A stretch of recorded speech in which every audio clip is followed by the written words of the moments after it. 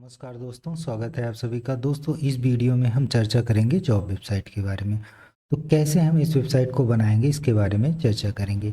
यहाँ पे हम क्लाउडवे सर्वर लेंगे जो कि बीपीएस डिप्लॉयमेंट होगा।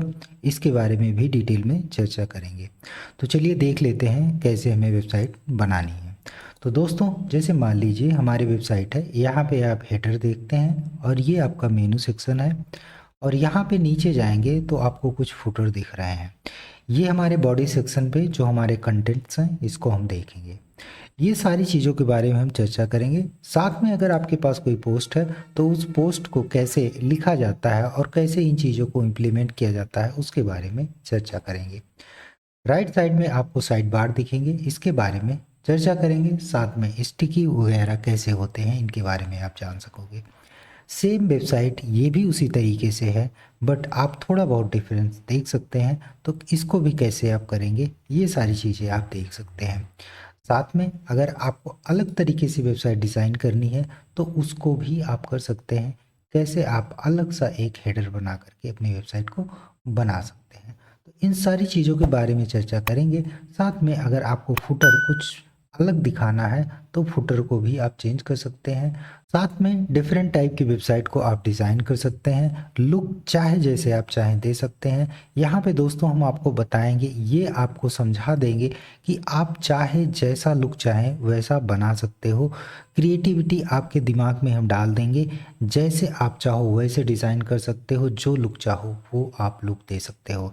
यहाँ पे सिंपल तरीके से हमने लगभग एक ही तरीके की चीज़ों को बताया है। यहाँ पे आप फुटर वगैरह चेंज करना भी बता देंगे। साथ में यहाँ पे हम लास्ट डेट कैसे आप इंसर्ट कर सकते हैं उसके बारे में भी बताएंगे। साथ में यहाँ पे इसमें और इसमें आप ये सारी चीज़ों का डिफरेंस देख सकते हैं। बॉर्डर का और इसमें भी बॉर्डर का डिफरेंस देख सकते हैं। यहाँ पे देखिए कंटेंट जो आप इंसर्ट कर सकते हैं, कोई भी कस्टम आप टेक्स्ट इंसर्ट कर सकते हैं। उन सारी चीज़ों को को ऐड करना हम बताएंगे ईजिली कैसे कर सकते हैं। ऑलरेडी हमने बहुत सारे वीडियो पे चर्चा की है, बहुत सारे डिफरेंट टाइप की वेबसाइटों के बारे में चर्चा किया है, उसको आप चेकआउट कर सकते हैं। दोस्तों सबसे पहले हमें कोई भी वेबसाइट बनाने के लिए दो चीज़ों की ज़रूरत पड़ती है। एक होता है डोमेन नेम, एक होती है होस्टिंग। डोमेन नेम क्या होता है, जैसे cloudway.com एक डोमेन नेम है। और होस्टिंग क्या है, क्लाउडवे जो रन कर रहा है 24/7 जो लाइव ये दिख रहा है ये है होस्टिंग यानी एक सर्वर। तो हमें इन दोनों चीज़ों की ज़रूरत पड़ेगी। दोस्तों डोमेन नेम बाई करने के लिए आप कोई भी वेबसाइट का चुनाव कर सकते हैं, चाहे वो कोड आईडी हो या अन्य कोई, उसका आप चुनाव कर सकते हैं। तो सबसे पहले हमारे पास ज़रूरी है कि हमारे पास एक डोमेन नेम हो और एक हमारे पास सर्वर हो। सर्वर में ऑलरेडी हमने बताया है कि होस्टिंग दो तरीके से मुख्यतः यूज़ की जाती है। एक होता है शेयर्ड और दूसरा होता है बीपीएस। शेयर्ड होस्टिंग वो होता है जिस पे जो मशीन होती है वो एक ही होती है, सर्वर एक ही होता है, लेकिन वो कई यूज़र को डिवाइड कर दिया जाता है। बट बीपीएस में आपको एक पर्टिकुलर एक सर्वर दिया जाता है, यानी वो आपका एक सिंगल आईपी वर्क करता है, उसमें और किसी का शेयर नहीं होता, उसको आप इस्तेमाल कर सकते हैं। इसकी जो प्राइस होती है सामान्यतः शेयर से काफ़ी ज़्यादा हो सकती है, बट ये काफ़ी फास्ट, रिलायबल और अच्छे तरीके से काम कर सकती है।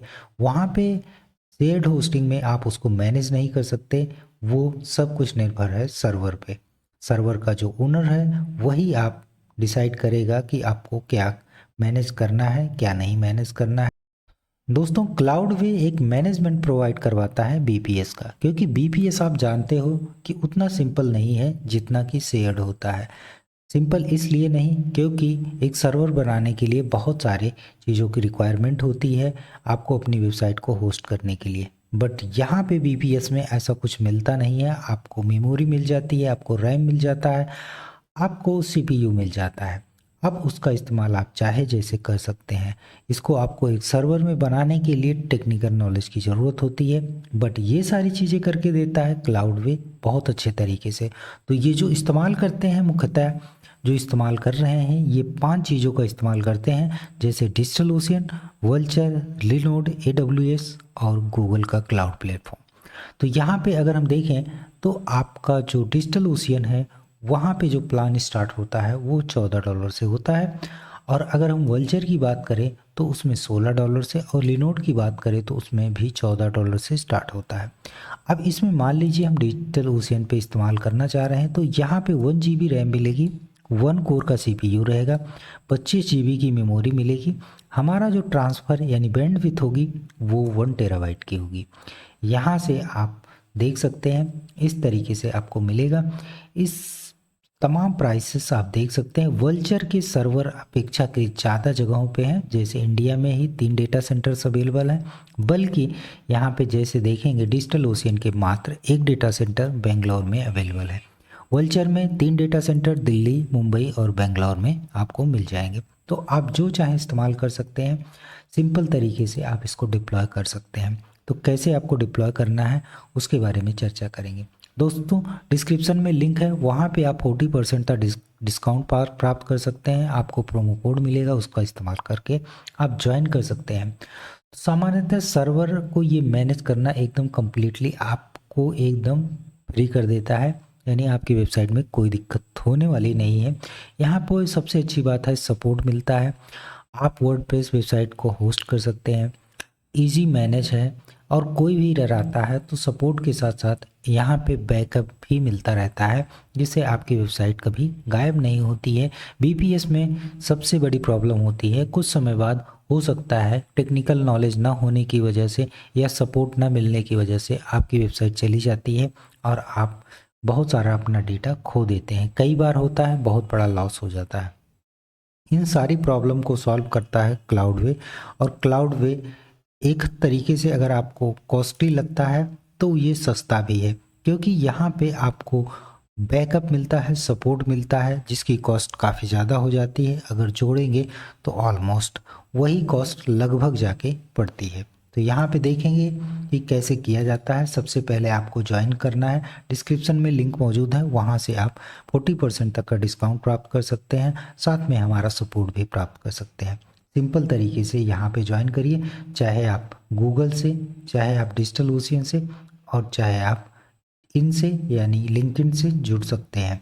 तो यहाँ से ज्वाइन करने के बाद में आपको सिंपल तरीके से यहाँ पे 3 दिन का ट्रायल मिलेगा, उसका आप इस्तेमाल कर सकते हैं। तो यहाँ पे हम अपने अकाउंट पे चलते हैं, तो कुछ इस तरीके का ऑप्शन अवेलेबल है। तो अगर आप ट्रायल वर्जन में होंगे तो हो सकता है उसका इंटरफेस दूसरा हो, बट जैसे ही आप अपग्रेड करेंगे तो कुछ इस तरीके का आपको यूज़र इंटरफेस दिखेगा। सामान्यतः सारी चीज़ें वही होती हैं, थोड़ा सा आपको लुक चेंज मिलेगा। यहाँ पे सर्वर कैसे लॉन्च किया जाएगा इसके बारे में चर्चा करते हैं। सामान्यतः हमें वेबसाइट को होस्ट करना है, इसके बारे में चर्चा करते हैं। तो हम जैसे ही जाएंगे तो कुछ इस तरीके से देखिए, अभी हमारे पास कोई सर्वर नहीं है, तो सर्वर लॉन्च करने के लिए यानी सर्वर को डिप्लॉय करने के लिए यहाँ पे ये ऑप्शन आ रहा है। तो सिंपल तरीके से मैं वर्डप्रेस इंस्टॉल करना चाह रहा हूँ, तो यहाँ पे हम वर्डप्रेस इंस्टॉल कर ले रहे हैं। तो यहाँ पे आपको क्या करना है, यहाँ पे आपको एप्लीकेशन नेम, सर्वर का नेम, और साथ में अगर आपके पास कोई प्रोजेक्ट है तो प्रोजेक्ट का नेम देख सकते हैं, या फिर उसी प्रोजेक्ट में योर प्रोजेक्ट में आप इंसर्ट कर सकते हैं। यहाँ से आप बहुत सारे जो ऑप्शंस हैं उनका इस्तेमाल कर सकते हैं, जैसे माई एप्लीकेशन, सर्वर, ये सारी चीज़ें हैं, इनको देख सकते हैं। साथ में यहाँ पे जा कर के आपको बहुत सारे एड्स ऑन मिलते हैं, उनके बारे में चेक कर सकते हैं। तो चलिए सिंपल तरीके से हम यहाँ पे अपने एप्लीकेशन का नाम देते हैं, जैसे मैं WP क्लास दे देता हूँ, और उसके बाद में यहाँ पे आपको अपना सर्वर लिखना है, कुछ भी लिख सकते हैं। मैंने सर्वर 1 लिख दिया, और यहाँ पे हमारे पास प्रोजेक्ट में हमारे पास अभी कोई प्रोजेक्ट बना नहीं है, तो डिफ़ॉल्ट रूप से हमारे पास ये योर प्रोजेक्ट के नाम से आ रहा है। अगर आप चाहते हैं तो यहाँ से आप प्रोजेक्ट क्रिएट कर सकते हैं। यहाँ पे फिर उसके बाद में ऑप्शन ये आता है कि आप सर्वर कौन सा चुनते हैं। तो जैसे मान लीजिए अगर आपको डिजिटल ओशियन चुनना है, तो डिजिटल ओशियन पे आप क्या चुनना चाहते हैं, ये यहाँ पे जो ऑप्शन बना है ये प्रीमियम है, यानी ये जो CPU है अपेक्षाकृत फास्ट है। यहाँ पे जिसमें आप देख रहे हो ये CPU अपेक्षाकृत बेटर है अन्य के। यहाँ पे अगर आप देखेंगे तो यहाँ पे SSD मेमोरी मिल रही है, बल्कि जैसे यहाँ पे देखेंगे तो यहाँ पे NVMe2 मिल रहा है। NVMe जो मेमोरी मिल रही है ये फास्ट होती है एसएसडी की अपेक्षा, इसका आप इस्तेमाल कर सकते हैं, बट प्राइस डिफरेंस हो सकती है। यहाँ पे जैसे मान लीजिए हम 1 कोर CPU चुनते हैं, 1 कोर CPU 1 GB की रैम चुनते हैं। हम यहाँ पे डेटा सेंटर जो भी हमारे पास अवेलेबल है ले सकते हैं। हम यहाँ पे डेटा सेंटर बेंगलोर का लेते हैं तो हमारी कॉस्ट $11 पड़ती है, यानी $11 में आपकी कॉस्ट पड़ेगी, जिससे आप अपना सर्वर लॉन्च कर सकते हैं। अगर आप इसी चीज़ को आप हाई CPU में चलते हैं तो ये कॉस्ट $14 की पड़ जाएगी, और यहाँ पे आपको SSD मेमोरी नहीं मिलेगी, यहाँ पे NVMe मेमोरी मिलेगी जो कि काफ़ी फास्ट होती है। साथ में आपको एक प्रीमियम आपको कोर CPU मिलता है जो कि अपेक्षाकृत बेटर होता है। यहाँ पे फास्ट से सर्वर का CPU आपको मिल जाता है। अब यहीं पे अगर हम वल्चर की बात करें तो वल्चर में कई ऑप्शंस हैं। पहले आप स्टैंडर्ड चुन सकते हैं। स्टैंडर्ड में जैसे ही जाएंगे तो यहाँ पे 1 GB के साथ स्टार्ट कर सकते हैं। यहाँ पे 1 GB में यहाँ पे अगर आप देखेंगे तो बहुत सारे आपको डेटा सेंटर्स अवेलेबल हैं। तो जैसे मान लीजिए मुझे मुंबई से करना है, या आप अगर दिल्ली से करना चाहते हैं तो दिल्ली से भी कर सकते हैं। अपेक्षाकृत शायद ये 32 डेटा सेंटर वर्ल्ड में अवेलेबल हैं, तो इनका आप चुनाव कर सकते हैं। यहाँ पे अगर हाई फ्रीक्वेंसी की बात करें तो हाई फ्रीक्वेंसी की अगर हम लो प्राइस की बात करेंगे तो $16 की है। तो यहाँ पे अगर स्टैंडर्ड की बात करें तो यहाँ पे आपको $14 की कॉस्ट पड़ेगी। तो इसका आप चुनाव कर सकते हैं। तो इसका चुनाव करने के बाद आप सिंपल तरीके से यहाँ पे लॉन्च कर सकते हैं। चलिए हम यहाँ पे अगर सबसे सस्ता करते हैं, मान लीजिए हम एकदम सिंपल तरीके से $11 की कॉस्ट का करते हैं, साथ में हम अपना डेटा सेंटर बेंगलोर रखते हैं, और अब हमें डिप्लॉयमेंट करना है तो सिंपल तरीके से हम इस पर लॉन्च पे क्लिक कर देंगे। लॉन्च पे क्लिक करने के बाद में आपको कुछ ऑप्शंस मिलेंगे, और ये ऑप्शन कुछ इस तरीके से दिखेंगे। अब ये हमारा सर्वर क्रिएट हो रहा है। सर्वर में मैंने जो नाम दिया था सर्वर 1 मैं क्रिएट कर रहा हूँ, 1 GB के साथ क्रिएट कर रहा हूँ। हमारा जो डेटा सेंटर है वो इंडिया बेंगलोर है। यहाँ पे ये 5 तारीख को क्रिएट हो रहा है, और ये तकरीबन बता रहा है कि आपका हाई स्पीड एप्लीकेशन जो है वो रेडी हो रहा है। अप्रॉक्सीमेटली 7 मिनट लगेंगे। जैसे ही 7 मिनट के आसपास हो जाएंगे तो ये यहाँ पे रेड की जगह ग्रीन हो जाएगा, आपका सर्वर डिप्लॉय हो जाएगा। इतना समय आपको वेट करना पड़ेगा। उसके बाद में हम चर्चा करेंगे कि हमें क्या क्या करना है। तो चलिए हम वेट कर लेते हैं। हमारा CPU हमारा सर्वर ऐड।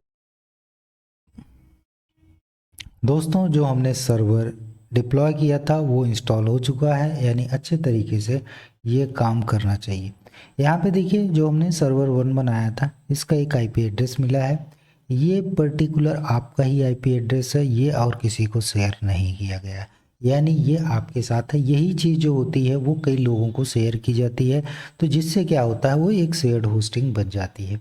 यहाँ पे अगर हम देखें www लिखा गया है, यानी हमारे पास एक एप्लीकेशन इंस्टॉल किया गया है जो कि वर्डप्रेस था। हम जब सर्वर बना रहे थे तो वहाँ पे हमने एक एप्लीकेशन आपको बताया था कि वहाँ पे मैंने वर्डप्रेस चुना था। तो यहाँ पे उसके बाद में देखेंगे तो यहाँ पे project associated with the server में अगर आप क्लिक करेंगे तो यहाँ पे अपने प्रोजेक्ट को देख सकते हैं। यहाँ पे आप मेंबर्स को अलाउ कर सकते हैं, क्रिएट कर सकते हैं। अगर हम इस सर्वर पे क्लिक करें तो आपको सर्वर के क्रेडेंशियल मिलेंगे, यानी अगर आप चाहें तो इन क्रेडेंशियल का इस्तेमाल करके आप अपनी वेबसाइट को चेक कर सकते हैं, यानी उसको मॉनिटर कर सकते हैं। साथ में उसके क्रेडेंशियल को इंसर्ट करके आप एक्सेस कर सकते हैं, जैसे SSH के माध्यम से करना चाहें तो कर सकते हैं। यहाँ पे अगर आप फाइल जिला का इस्तेमाल करना चाहें तो उसके लिए भी इसका इस्तेमाल कर सकते हैं। यहाँ पे SFTP का इस्तेमाल करेंगे, FTP का इस्तेमाल कर सकते हैं। यहाँ पे अगर आप देखें तो मॉनिटर का ऑप्शन आता है, यहाँ से अपने सर्वर को मॉनिटर की डिटेल्स को चेक कर सकते हैं कि आपका इस समय जो मॉनिटरिंग हो रही है आपका सर्वर कितना यूज हो रहा है। सर्वर हेल्थ के बारे में चेक करेंगे तो यहाँ पे जैसे रैम मेरी 500 MB यूज हो चुकी है, यहाँ पे ये बता रहा है सर्वर 80% आपने यूज़ कर लिया है। ये इतना ज़्यादा क्यों दिखा रहा है?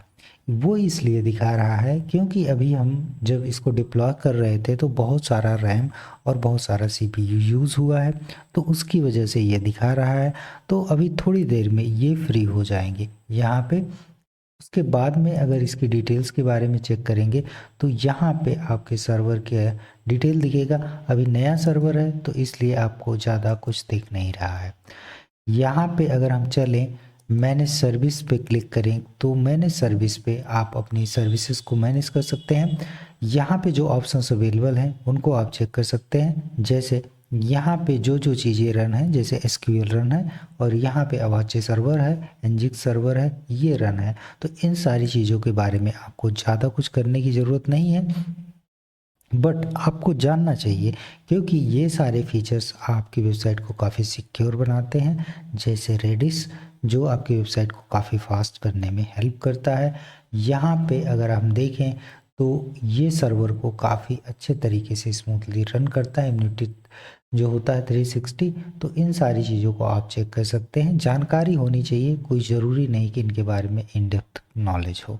यहाँ पे अगर हम सेटिंग एयर पैकेज की बात करें तो यहाँ पे basic, advance package, optimisation and maintenance का ऑप्शन मिलता है। ये सारी चीज़ों को आप देख सकते हो। जैसे अगर आपको अपलोड साइज़ बढ़ानी है बढ़ा सकते हो, मेमोरी 256 MB है तो वो आप इंक्रीज़ कर सकते हो। धीरे धीरे आपको सारी चीज़ें पता चलेंगी।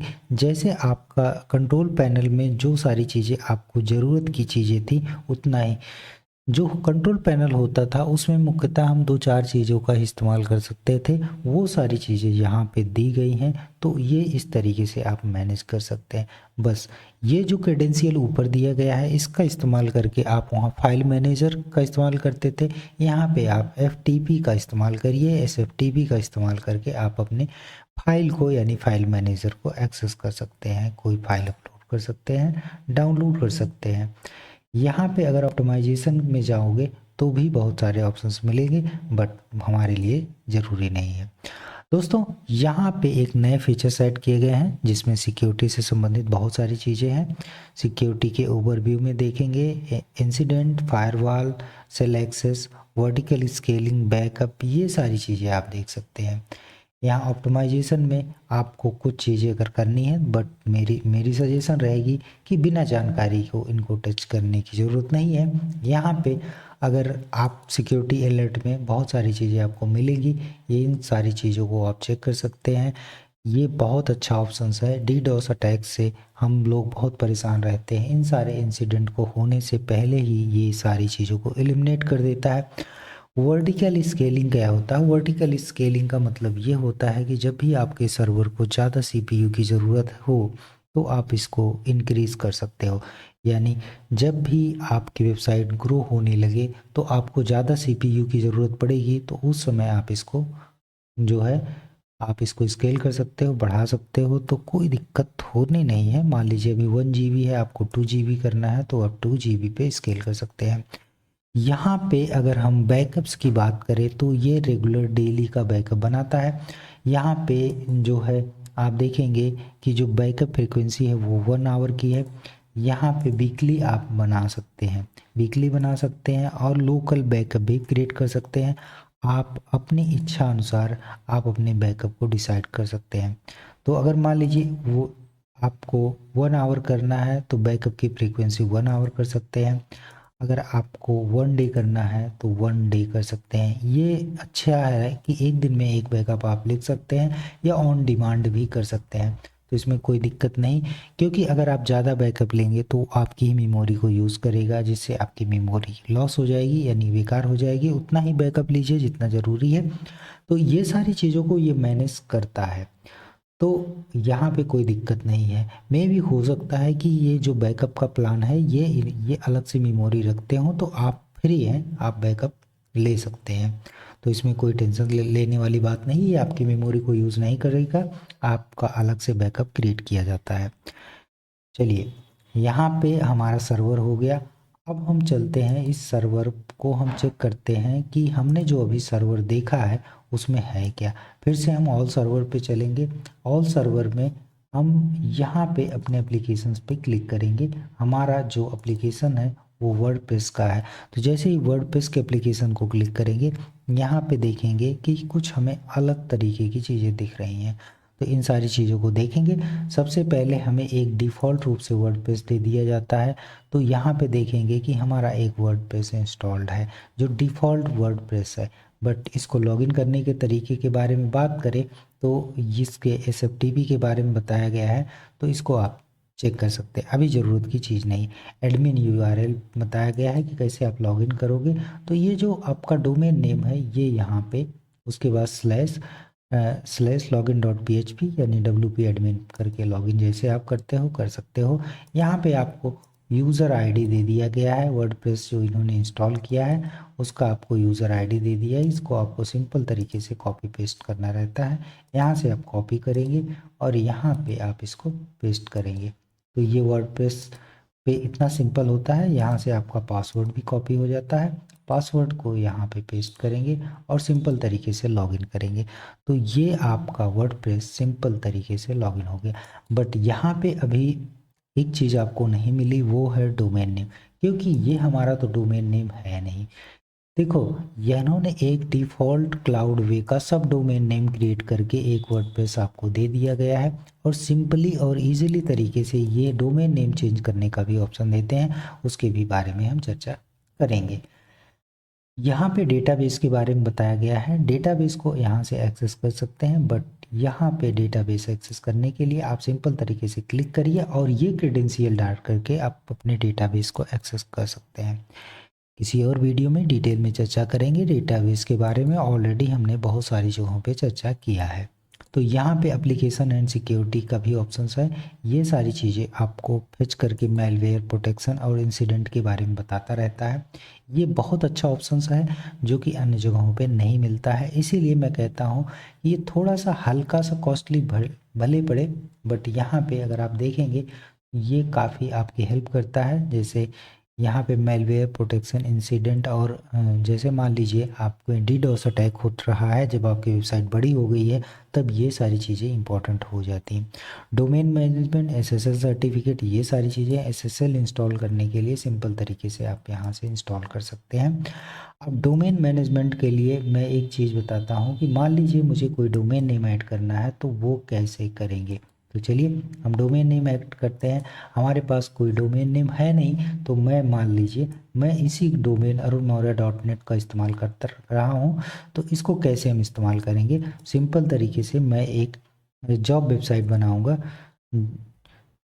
और इसको मैं ऐसे कुछ लिख दूंगा, जॉब वेबसाइट। तो इस तरीके से ये हो जाएगा जॉब वेबसाइट .arunmaurya.net। और यहाँ का जो IP है उसको हमें देखना पड़ेगा। IP को हमें यहाँ से कॉपी करना पड़ेगा। सब यहाँ पे चलते हैं, सर्वर पे चलते हैं और सर्वर पे हमने यहाँ पे IP ले लिया। इस IP को यहाँ से कॉपी कर लिया और यहाँ पे हमने इसको कर लिया और उसके बाद में अगर आप देखोगे तो इसको हमने यहाँ से सेव कर लिया। तो जैसे ही यहाँ पे इस IP को हमें कॉपी करना है, IP को कॉपी करने के बाद हमें इसको यहाँ पे सेव करना है। अब जैसे इसको सेव करेंगे ये हमारा सेव हो जाएगा। अब जो हमारा डोमेन नेम हमारे पास है वो डोमेन नेम कुछ इस तरीके का है, जॉब वेबसाइट .arunmaurya.com के नाम से है। तो यहाँ पे अगर हम देखें तो अगर आप देखेंगे तो यहाँ पे हमारे पास जो वेबसाइट नई बनेगी वो कुछ इस तरीके से बनेगी। यहाँ पे अगर हम इसको करें जॉब वेबसाइट .arunmaurya.net, तो ये वेबसाइट बनेगी। अब अगर इन चीज़ों को देखेंगे तो ये सारी चीज़ें आपको सिंपल तरीके से क्या बता रहा है, ये अनअवेलेबल है। बट ये एक चीज़ बता दिया कि ये डोमेन नेम तो क्लाउडवे से कनेक्ट है। तो जाहिर सी बात है अगर क्लाउडवे से कनेक्ट है तो इसका मतलब जैसे ही हमने IP एड्रेस पॉइंट किया ये हमारा 403 के उसके साथ दिखा रहा है, 403 के एरर के साथ, यानी क्लाउडवे से कनेक्ट तो हो चुकी है। यहाँ पे हमें डोमेन नेम चेंज करने की ज़रूरत है। डोमेन नेम चेंज करने के लिए सबसे पहले हम अपने वर्डप्रेस क्लास के नाम से हमने एक ऐप्स बनाया था, यानी वर्डप्रेस इंस्टॉल किया था, वहाँ पे हम चलते हैं। डोमेन मैनेजमेंट में हम इसको डोमेन में हम ये इंसर्ट कर देते हैं और ये हमारा डोमेन जो होगा वो ना तो HTTP के साथ होगा, ना HTTPS के साथ होगा, ना तो www के साथ होगा। सिंपल तरीके से आपको यहाँ पे सेव चेंज करना है। सेव चेंज करेंगे, आपका डोमेन नेम ऐड हो जाएगा और आपको थोड़ा सा समय लगेगा और आपका कंप्लीटली जो ये वर्डप्रेस इंस्टॉल किया गया था, एक सब डोमेन नेम जो क्लाउडवे के द्वारा दिया गया है, ये आपके डोमेन नेम के साथ कनेक्ट हो जाएगा। तो कितना सिंपल और कितना इजी है। सिंपल तरीके से आपको रुकना है और आपको वेट करना है जब तक कि आपका डोमेन नेम यहाँ पे ऐड ना हो जाए। आपका कुछ समय में डोमेन नेम यहाँ पे ऐड हो जाएगा। कुछ इस तरीके का डोमेन नेम रहेगा, जैसे मान लीजिए arunmaurya.net या आपका कोई भी वर्डप्रेस class.com है, .net है या jobwebsite.com या .net या सरकारी जॉब टाइप का आपने कुछ लिया है, उसको आप यहाँ इंसर्ट करेंगे इस तरीके से। और जो हमने DNS को चेंज करना बताया, उसी तरीके से आपको DNS चेंज कर देना है। यहाँ पे अगर आपका DNS को यहाँ पे DNS में जाकर के देख लीजिएगा। मान लीजिए आपने GoDaddy लिया है, तो GoDaddy के डोमेन नेम पे क्लिक करेंगे, DNS पे क्लिक करेंगे और वहाँ ए रिकॉर्ड में जो है आपको अपना वर्डप्रेस जो कनेक्ट करने के लिए, यानी डोमेन नेम कनेक्ट करने के लिए जस्ट IP एड्रेस आपको चेंज करना रहेगा। तो वहाँ पे ए रिकॉर्ड चेंज करना रहता है। यहाँ पे सिंपल तरीके से जब मैंने इंस्टॉल कर लिया, तो इसको अब हमें मेक ए प्राइमरी कर देना है, यानी अब ये रिप्लेस हो जाएगा। सिंपल तरीके से हम इसको प्राइमरी कर देते हैं, तो ये सम सेकंड्स लेगा। तो इस तरीके से ये प्राइमरी के रूप में अपडेट कर दिया जाएगा। यानी ये चीज़ें जो हो रही, ये डेटाबेस में भी एडिटिंग हो रही है, तो सम सेकंड्स लगते हैं, कुछ मिनट लग सकते हैं। यहाँ पे आपकी चीज़ें अपडेट कर दी जाती हैं।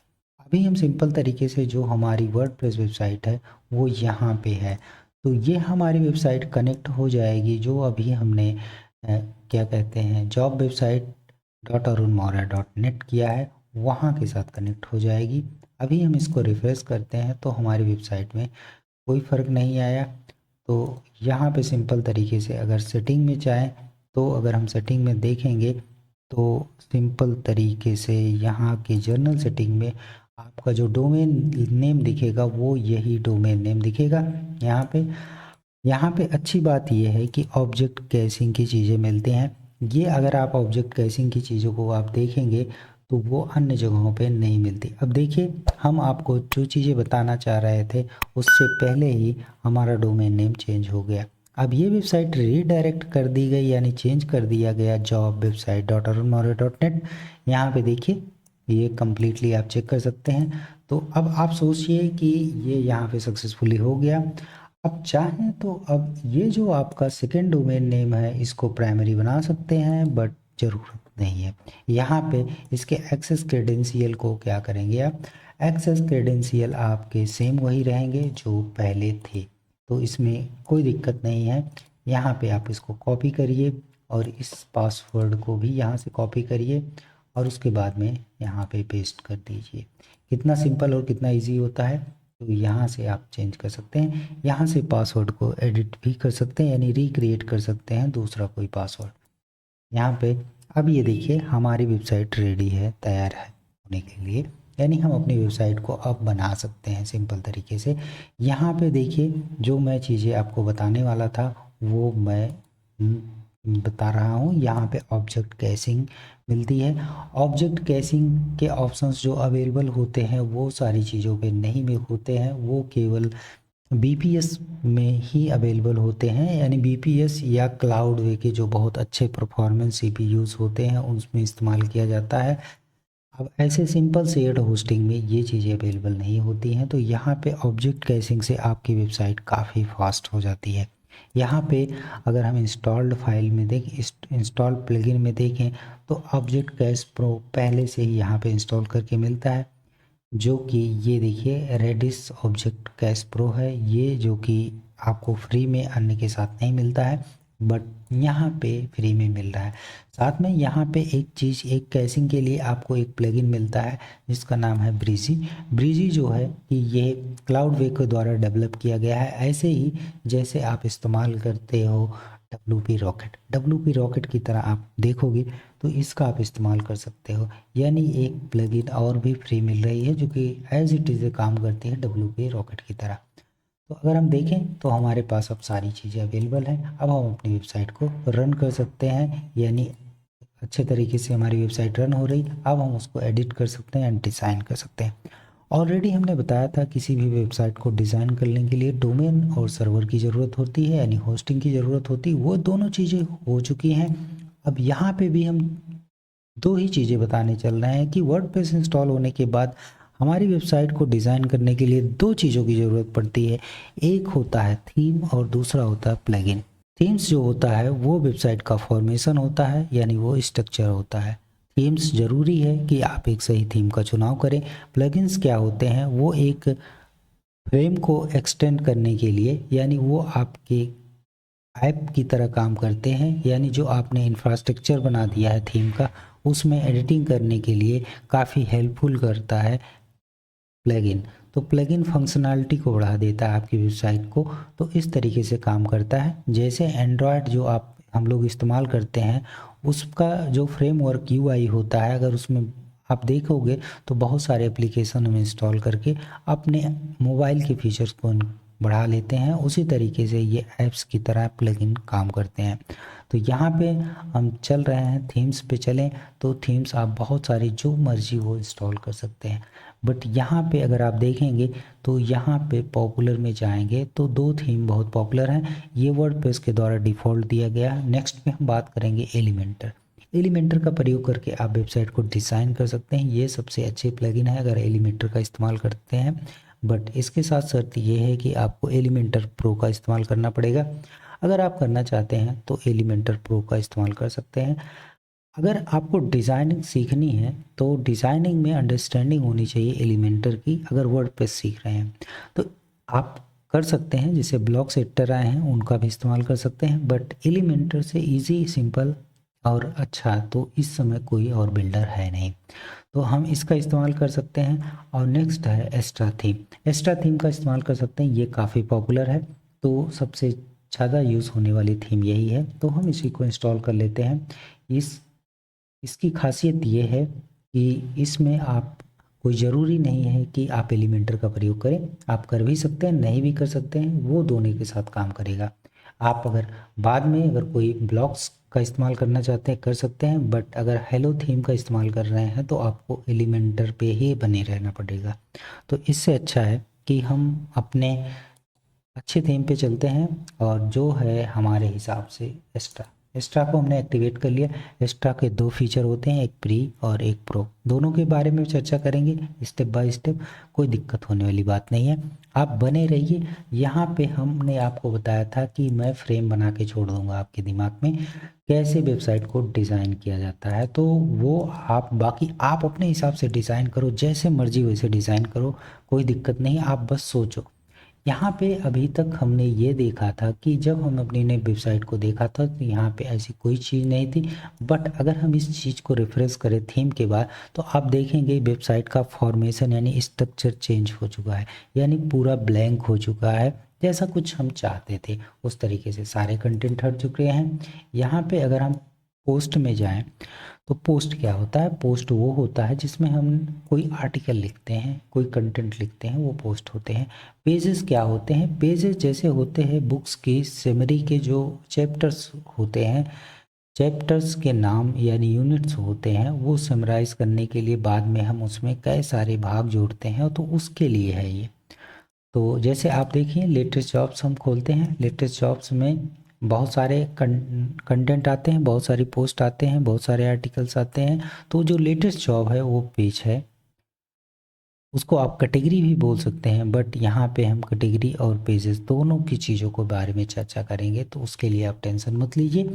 तो यहाँ पे हम दोनों तरीके से वेबसाइट को देखेंगे। यहाँ पे अगर हम चलें तो अब हम अपनी वेबसाइट को देखेंगे। तो जो मैंने अभी डिलीट किए, तो वो जो हेलो हमने डिलीट किया वो उसके हटने से हमारा ये हट गया है, यानी हमारे पास 0 हो गया। ये हमने हेलो को डिलीट कर दिया। अगर हम इसको रीस्टोर कर देते हैं और फिर से इसको रिफ्रेश करते हैं तो आप देखेंगे फिर से हमारे पास हेलो आ जाएगा। यहाँ पे सिंपल तरीके से ये हमारे पास रीस्टोर हो गया ऑल में। अब नहीं आ रहा है तो कोई दिक्कत नहीं, आप सिंपल तरीके से ब्रीजी में जाइए, पर्स ऑल कैश कर दीजिए। अब यहाँ पे रिफ्रेश करेंगे तो ये ऑप्शंस आपके पास आ जाएंगे। रीज़न होता क्या है कि कई बार जो कैशिंग है वो बेटर हो सकता है आपके ब्राउज़र में ना हो, इस वजह से ये सारे चीज़ों का सामना करना पड़ता है।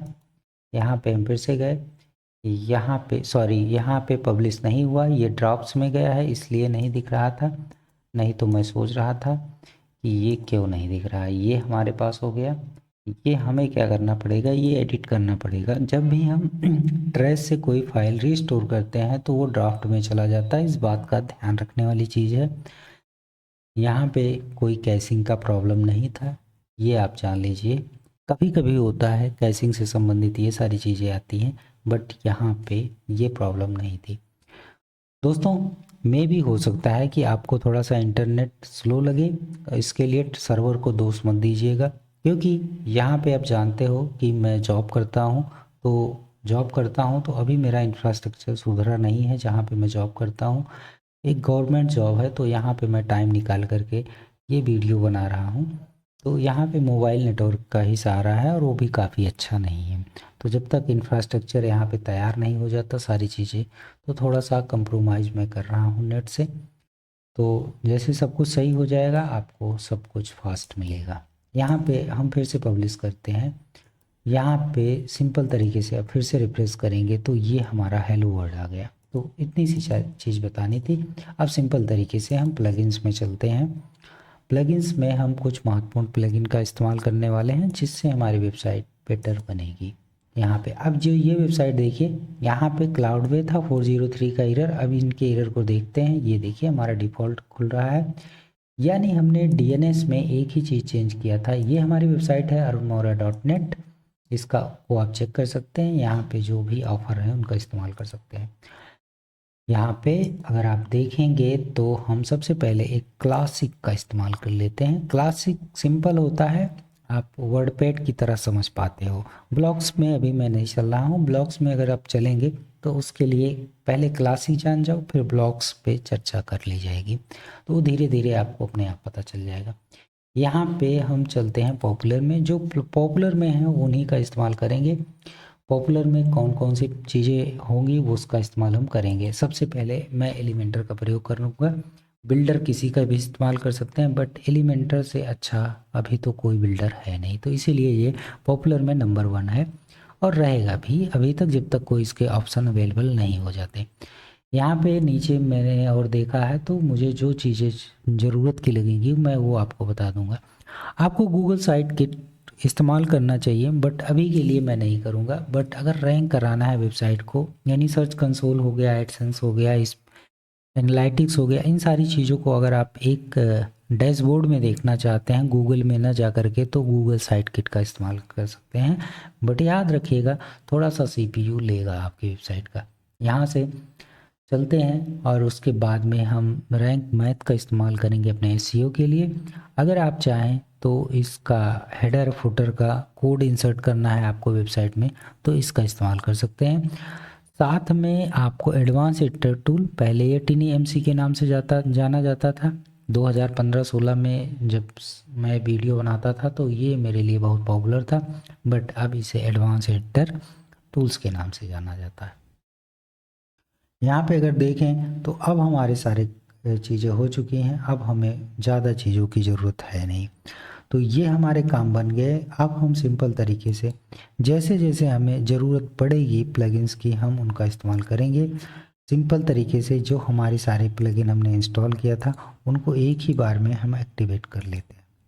अब ये हमारी प्लगइन्स सारी एक्टिवेट हो गई, तो इस पे भी चेक मैंने कर दिया है, बट एक ही बार में सारी प्लगइन जो डीएक्टिवेट थी वो एक्टिवेट हो जाएंगी।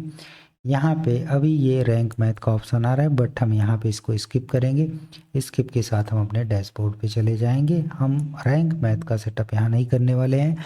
रैंक मैथ का सेटअप हम ऑलरेडी चर्चा करते हैं और उसको अलग वीडियो में कवर किया जाएगा। यहाँ पे हम सिंपल तरीके से चल रहे हैं। पहले यहाँ पे देखेंगे, ये देखिए बहुत सारे ऑप्शंस अवेलेबल हैं हमारे पास। एक थीम हो गई, थीम का नाम है एक्स्ट्रा। एक्स्ट्रा का इस्तेमाल करके हमने अपनी वेबसाइट को एक फॉर्मेशन दी। हमने बहुत सारे प्लगइन्स का इस्तेमाल किया। प्लगइन्स की सहायता से हम अपनी वेबसाइट की डिज़ाइनिंग करेंगे और बहुत अच्छे तरीके से करेंगे। अब देखिए, अब हम अपनी वेबसाइट को देखते हैं तो हमारे पास कैसी वेबसाइट है। तो सिंपल तरीके से अगर आप देखोगे तो ये है हमारे पास वेबसाइट। तो इम्पॉर्टेंट ये हो जाता है कि आप आर्टिकल लिखो। तो आर्टिकल लिखने से बेटर है कि मैं कुछ डेमो आर्टिकल इंपोर्ट कर लेता हूँ, फिर आपको वेबसाइट डिज़ाइन करना बताता हूँ। क्योंकि बिना कुछ लिखे डिज़ाइन करने में उतना मज़ा नहीं आएगा और आपको समझने में मज़ा नहीं आएगा।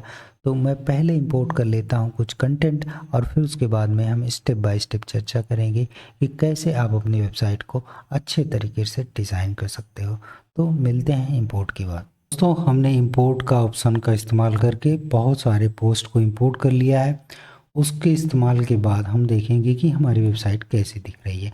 हमारे पास, आप जानते हो, कोई पोस्ट थी नहीं। अब हम अपनी वेबसाइट को देखते हैं। हेलो वर्ल्ड के अलावा कोई पोस्ट है तो आप देखोगे कि हमारे पास अब कुछ पोस्ट आ चुकी है। तो यहाँ पे देखोगे तो सिंपल तरीके से हमारे पास एक अच्छा खासा आर्काइव आ चुका है।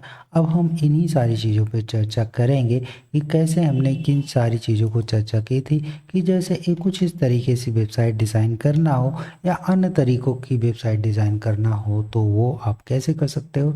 तो चलिए स्टार्ट करते हैं। अब हमारे पास काम की सारी चीज़ें आ चुकी है। अब हमें दिक्कत होने वाली कोई चीज़ नहीं है। तो यहाँ पे आपने देखा कि हमने क्लाउड वे का इस्तेमाल किया है सर्वर डिप्लॉयमेंट के लिए। साथ में यहाँ पे हमने वर्डप्रेस ऐप्स में WP क्लास के नाम का एक एप्लीकेशन इंस्टॉल किया था वर्डप्रेस का, और इसके क्रेडेंशियल के बारे में हमने चर्चा की थी और यहाँ से हमने ये इंस्टॉल कर लिया। इतना काम अभी तक हमने बता दिया था। अब हमारा वर्डप्रेस इंस्टॉल हो चुका है, थीम प्लगइन सारी चीज़ें हो चुकी हैं। अब हमें काम करना है इसकी डिज़ाइनिंग पे। तो डिज़ाइनिंग में हेडर फुटर के बारे में चर्चा कर लेते हैं। दोस्तों, ये हमारा सेक्शन कहा जाता है हेडर। हेडर में क्या होते हैं, मेनू चीज़ क्या होती है। मेनू अपीयरेंस में जाएंगे, यहाँ पे मेनू एक चीज़ है, वो यहाँ पे दिखता है। जैसे यहाँ पे मेनू दिख रहा है ना, ये home, latest, job, admit card से ये सारी चीज़ें, तो ये मेनू है। तो मेनू के क्रिएट करने के कई तरीके होते हैं। चाहे तो आप पेज से क्रिएट करिए, पोस्ट से करिए, कस्टम लिंक से करिए, कैटेगरी से करिए। तो सबसे पहले हम आपको क्रिएट करना बताते हैं कि कैसे आप सिंपल तरीके से कैटेगरी के थ्रू कर सकते हैं। बट हम यहाँ पे आपको दिखाएंगे कि हमारे पास कितनी कैटेगरी अवेलेबल है। ये जब मैं वेबसाइट इंपोर्ट कर रहा था तो यहाँ पे ये सारी कैटेगरी बन गई, एडमिशन की, एडमिट कार्ड की, ये सारी चीज़ें बन गई। तो इनको आप चेक कर लीजिए। इंसर्ट करना बहुत सिंपल तरीके से है। यहाँ पे लिखिए, जैसे मान लीजिए यहाँ पे हम कोई चीज़ लिखना चाहें, स्कॉलरशिप, SCHO, स्कॉलरशिप। तो ये सिंपल तरीके से यहाँ पे स्लग वगैरह इंसर्ट करने की ज़रूरत नहीं है। आप चाहें तो डिस्क्रिप्शन इंसर्ट कर सकते हैं। तो ये हमारी स्कॉलरशिप की एक नई कैटेगरी क्रिएट हो गई। यहाँ पे मैं एक पेज क्रिएट करूँगा जिसका नाम होगा होम, और उसको मैं होम पेज रियली में बनाऊँगा। यानी हमें होम पेज को डिज़ाइन करना है। यहाँ पे हमने होम लिख लिया। ये इसको पेज करना है, पोस्ट में नहीं करना है, इस बात का याद रखिएगा। यहाँ पे होम को हमें होम बनाना है। तो यहाँ पे सिंपल तरीके से जो AI दिख रहा है, AI का इस्तेमाल करने के लिए मैं बिल्कुल नहीं कहूँगा, मत करिएगा, ये वेबसाइट के लिए सही नहीं है। यहाँ पे अगर हम साइड बार की बात करें तो नो साइड बार, और यहाँ पे डिसेबल टाइटल करना है एक्स्ट्रा की सेटिंग में। उसके बाद में अगर AI के फीचर को ऑफ करना चाहते हैं तो कंटेंट AI से यहाँ से डायरेक्ट ऑफ। यहाँ पे फिर हमें अपडेट करना है। अपडेट करने का मतलब ये है कि हमें इस पेज में नो साइड बार, यानी कोई भी लेफ़्ट राइट का साइड बार नहीं चाहिए था। साथ में हमें और टाइटल भी नहीं चाहिए था। तो ये हमारा एकदम बिल्कुल देखिए ब्लैंक आ गया ना, और हमने एक पेज क्रिएट किया वो ऑटोमेटिक आ गया। तो ये हमारे पास एक ब्लैंक चीज़ें आ गई। अब हमें करना क्या है कि हमें एक मेनू क्रिएट करना है। मेनू कैसे क्रिएट करेंगे, हमारे पास तो एक होम पेज आ गया है, होम पेज को लेकर के हम मेनू क्रिएट कर देते हैं। सिंपल तरीके से हम क्या करते हैं, यहाँ पे लिखेंगे मेन पेज, मेनू लिख दे रहे हैं। मेन मेनू को बाद हम इसको क्रिएट कर ले रहे हैं। असाइन हम अभी नहीं कर रहे हैं मेनू की सेटिंग को, पहले ये आ जाए। तो ये हमने यहाँ पे पेज ले लिया। तो ये देखिए यहाँ पे पेज का ऑप्शन आ रहा है, इसका मतलब सही है। नेक्स्ट में हम चलते हैं कि हम यहाँ पे जो जो कैटेगरी आप चाहते हैं वो आप यहाँ पे सिलेक्ट कर सकते हैं। तो इन सारी चीज़ों को आप सिलेक्ट करके आप ऐड कर सकते हैं, ऐड टू मेनू। आप चाहें तो सिंगल कर सकते हैं। इसको ड्रैग ड्रॉप करके आप अपने पोजीशन को सही कर सकते हैं। और अगर आप चाहें तो इसको सब मेनू भी क्रिएट कर सकते हैं सिंपल तरीके से। हम इसको primary of canvas menu, of canvas मेनू का इस्तेमाल किया जाता है मोबाइल के लिए, उसके बारे में भी आप देखोगे सिंपल तरीके से। अब मैं यहाँ पे गया तो आप देखोगे कि बहुत सारे मेनूज़ के ऑप्शंस यहाँ पे अवेलेबल हैं। तो अभी आप देख रहे थे कि जब मैंने होम पे क्लिक किया तो ये सारे ऑप्शंस ये ब्लैंक था, बट यहाँ पे क्लिक कर रहा हूँ तो ये आर्काइव पेज आ रहा है, यानी पोस्ट आ रहे हैं। ऐसा क्यों? तो होम पे क्लिक करने के बाद हमारे पास ब्लैंक होना चाहिए, ऐसा मेरा मानना है। तो धीरे धीरे समझ जाओगे कि क्या हम कहना चाह रहे हैं। तो अब जैसे मान लीजिए यहाँ पे मेनू है, मेनू में अभी हमारे पास ये है। अब सब मेनू क्या होते हैं, जैसे मान लीजिए हम स्कॉलरशिप में एक सब मेनू क्रिएट, योजना में एक सब मेनू क्रिएट कर दे रहे हैं, तो उसका क्या असर होगा यहाँ पे सिंपल तरीके से आप देखोगे। तो अगर हम यहाँ पे हमने योजना में क्रिएट किया हुआ है तो यहाँ पे देखिए ये एक सब मेनू हो गया। तो इस तरीके से आप सब मेनू क्रिएट कर सकते हैं और आप इसको हटा भी सकते हैं। तो ये हमारा सब मेनू हो गया। अब उसके बाद में ये हमने यहाँ पे कनेक्ट कर दिया, यानी इसको ऐड कर दिया। तो ये हमारे पास ऑप्शन आ गया। अब यहाँ पे अगर हम क्लिक करें तो आप देखोगे कि ये हमारे आर्काइव पेज हैं, इसका इस्तेमाल आप कर सकते हैं। बट ये ज़रूरी नहीं है, क्योंकि यहाँ पे हम वेबसाइट डिज़ाइन करना बता रहे हैं, तो आपको कोई दिक्कत ना हो इन सारी चीज़ों को हम ध्यान में रख के बताएंगे कि आपको क्या क्या करना है। हमें इस पेज को होम पेज बनाना है। तो होम पेज बनाने के लिए सिंपल तरीके से आपको सेटिंग में जाना है और रीडिंग पे क्लिक करना है। यहाँ पे हम करेंगे होम और इसको हम करेंगे सेव। सेव करेंगे तो ये हमारा स्टैटिक पेज जो होगा वो बन जाएगा एक होम पेज। यहाँ पे अगर अब हम क्लिक करेंगे तो हमारे पास केवल और केवल ब्लैंक पेज ही आएगा। अब यहाँ पे जो स्लैश होम लिखा था वो स्लैश होम नहीं होगा, वो रीडायरेक्ट होगा।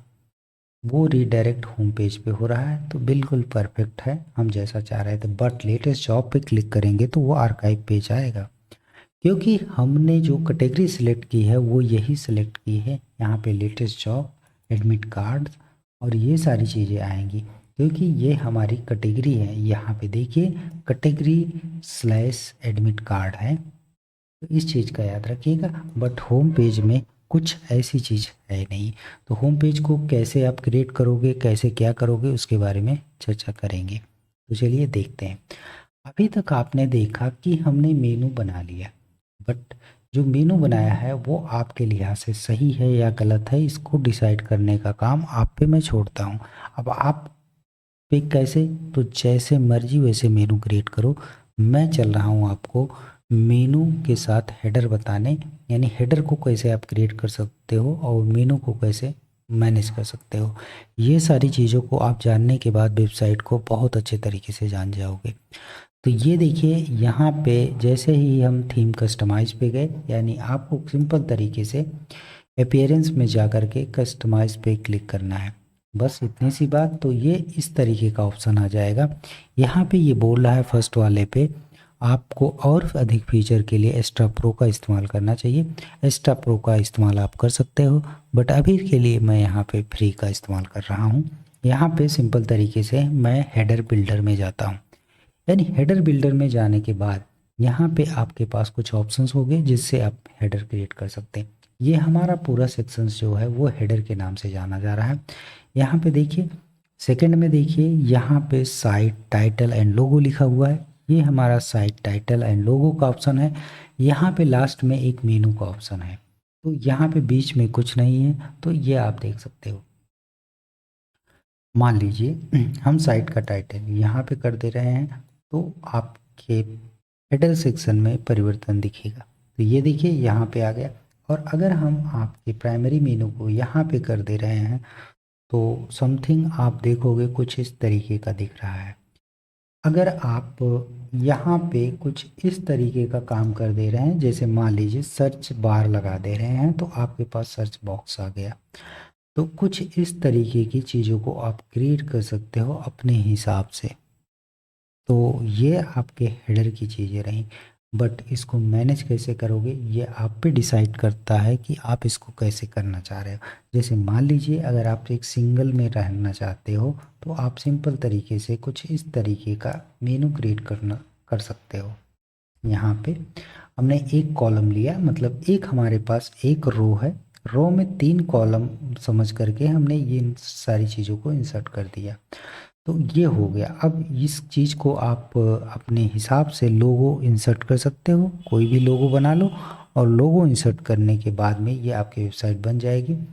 तो इस तरीके से मैनेज कर सकते हो। बट यहाँ पे हम एक लोगो क्रिएट करना आपको बता देते हैं कि कैसे आप लोगो क्रिएट कर सकते हो। सबसे पहले आप canva.com पे जाइए, वहाँ पे लोगो बहुत अच्छे तरीके से आप क्रिएट कर सकते हो।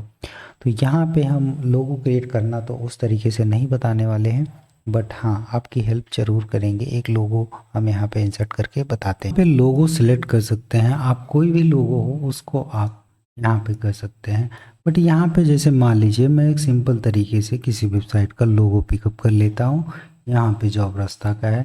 अब प्रॉब्लम क्या है इस वेबसाइट के साथ, इसका बैकग्राउंड जो है ब्लू है तो थोड़ा सा लुक बेटर नहीं दिखेगा। तो इसको आपको मैनेज करना है, यहाँ पे ट्रांसपेरेंट ही रखना है, यानी इसका कलर जो हो वो ट्रांसपेरेंट हो और ये जो वाइट है उसका कोई दूसरा कलर हो। बट इसके साथ मैनेज करना कैसे बताएंगे, चलिए यहाँ पे साइट टाइटल विजिबिलिटी को हम यहाँ से ऑफ कर देते हैं। उसके बाद में ये जो कलर है ध्यान से देखिएगा कि कैसे मैं कर रहा हूँ। इस कलर के कोड को मैं कॉपी कर लेता हूँ यहाँ पे और फिर मैं यहाँ की सेटिंग पे चलता हूँ। सेटिंग पे चलने के बाद में मैं इसके बैकग्राउंड को इस कलर के साथ मैच कर देता हूँ और मैं देखता हूँ क्या होता है। तो आप देखोगे कि कलर एकदम बिल्कुल परफेक्टली मैच हो चुका है। अब मैं क्या करूँगा कि सिंपल तरीके से मेनू पे चलूँगा। मेनू पे चलने के लिए आप एक काम कर सकते हैं कि यहाँ पे मैं मेनू में यहाँ पे मैं डिज़ाइन में जाऊँगा। डिज़ाइन में जाने के बाद टेक्स्ट के कलर को मैं वाइट कर देता हूँ, यहाँ को भी वाइट कर देता हूँ, इसको भी एक्टिवेट कर देता हूँ। ये है हॉवर कलर, ये है एक्टिव कलर। यानी अगर कोई वेबसाइट कोई यहाँ पे जाए तो जो एक्टिव कलर होगा वो ब्लैक होगा। हॉवर कलर को अगर मैं कर देता हूँ तो जब भी हम कर्सर को लेके जाएंगे तो वो दूसरे कलर का होगा। बट आपकी इच्छा के अनुसार आप जैसा चाहें वैसा कर सकते हैं। तो ये हमने कर दिया। अब इसके बैकग्राउंड को अगर आप डिफरेंट कलर रखना चाहते हैं रख सकते हैं, बट मैं रिकमेंड नहीं कर रहा हूँ क्योंकि ऑलरेडी हमने इसके पूरे कंटेनर्स को यहाँ पे इसके पूरे रो को हमने मैच करवा दिया है बैकग्राउंड जो हमारे लोगों का था उसके साथ। यहाँ पे साथ में मेनू के फॉन्ट को यहाँ से जो भी आपको डिसाइड करना हो कर सकते हैं। जैसे मैं यहाँ पे 16 ले रहा हूँ, साथ में आप मैं फॉन्ट वेट 500 कर दे रहा हूँ, समथिंग बोल्ड। और उसके बाद में मैं सर्च पे चल रहा हूँ। सर्च पे चलने के बाद इसकी डिज़ाइन में चल रहा हूँ। डिज़ाइन में मैं इसके कलर को वाइट कर दे रहा हूँ। ये हमारी विजिबिलिटी हो गई। अब ये हमारा परफेक्ट तरीके से दिखने लगा। तो आपने देखा, अगर हम इसको अब रिफ्रेश करते हैं तो हमारा कलर एकदम बिल्कुल परफेक्टली दिख रहा है। इस तरीके से हमने अपने हेडर को बहुत अच्छे तरीके से मैनेज किया। बट अगर आप चाहते हो डिफरेंट टाइप के हेडर्स को क्रिएट करना तो सिंपल तरीके से मान लीजिए मैं इसको यहाँ पे ले आया, मैं इसको यहाँ पे ले आया, मेरा हेडर दूसरे तरीके से बन गया। अब आप सोच रहे होंगे कि ये कैसे आपने बना दिया। तो ये मैं ये कुछ इस तरीके से चाह रहा था। अब देखिए हमारा हेडर कैसा है। तो अब हमारे हेडर का लुक कुछ इस तरीके से आ रहा है। अब हम इसको यहाँ पे लेके आ रहे हैं और इसको हम यहाँ पे, तो अब आप देखोगे कि मैंने जो यहाँ पे किया हुआ है वो थोड़ा अलग दिख रहा है। तो मैं क्या करूँगा कि जो ये मेरा 80 है, यहाँ पे सेटिंग्स में चलूँगा, इसको मैं 40 कर दूँगा। 40 करने के बाद में मैं इसके कलर्स को, इसके टोटल बैकग्राउंड के कलर को मैं थोड़ा सा वाइट न करके ब्लैक कर दूंगा। तो कुछ इस तरीके का आपको मिल गया। तो अभी देखिए हमारा पहले कैसा था और अब कैसे है। जैसे अब देखिएगा कि हमने क्या डिफरेंट किया। ये हमारा अलग हेडर है, ये हमारा अलग हेडर है। जैसे मर्जी वैसे आप हेडर डिज़ाइन कर सकते हो, कोई दिक्कत होने वाली बात नहीं है। दो तरीके का हेडर आप इस्तेमाल करना चाहते हो, आप दो तरीकों के बारे में जानना चाह रहे थे कि हेडर कैसे बनते हैं, तो ये मैंने बता दिया। अब इसमें बहुत सारे जो ऑप्शंस है, इसको आपको ऊपर नीचे, मान लीजिए आपको बॉटम में बॉर्डर देना है तो वो बॉर्डर दे सकते हो। आपको पैडिंग बढ़ानी है, पैडिंग बढ़ा सकते हो, जैसे मर्जी वैसे करिएगा। मार्जिन इंक्रीज़ करनी है तो मार्जिन इंक्रीज़ करो। ये सारी चीज़ों को आप करके चेक करिएगा। तो ये सारी चीज़ें हमने बता दी, ये हमने यहाँ पे क्रिएट कर लिया। अब जैसे मर्जी वैसे आप बना सकते हो अपनी वेबसाइट को। ये रहा हमारे पास ऑप्शंस। अब हम नेक्स्ट काम करने वाले हैं कि हम फुटर कैसे क्रिएट करेंगे। यहाँ पे सिंपल तरीके से फुटर क्रिएट करना आपको बताएंगे।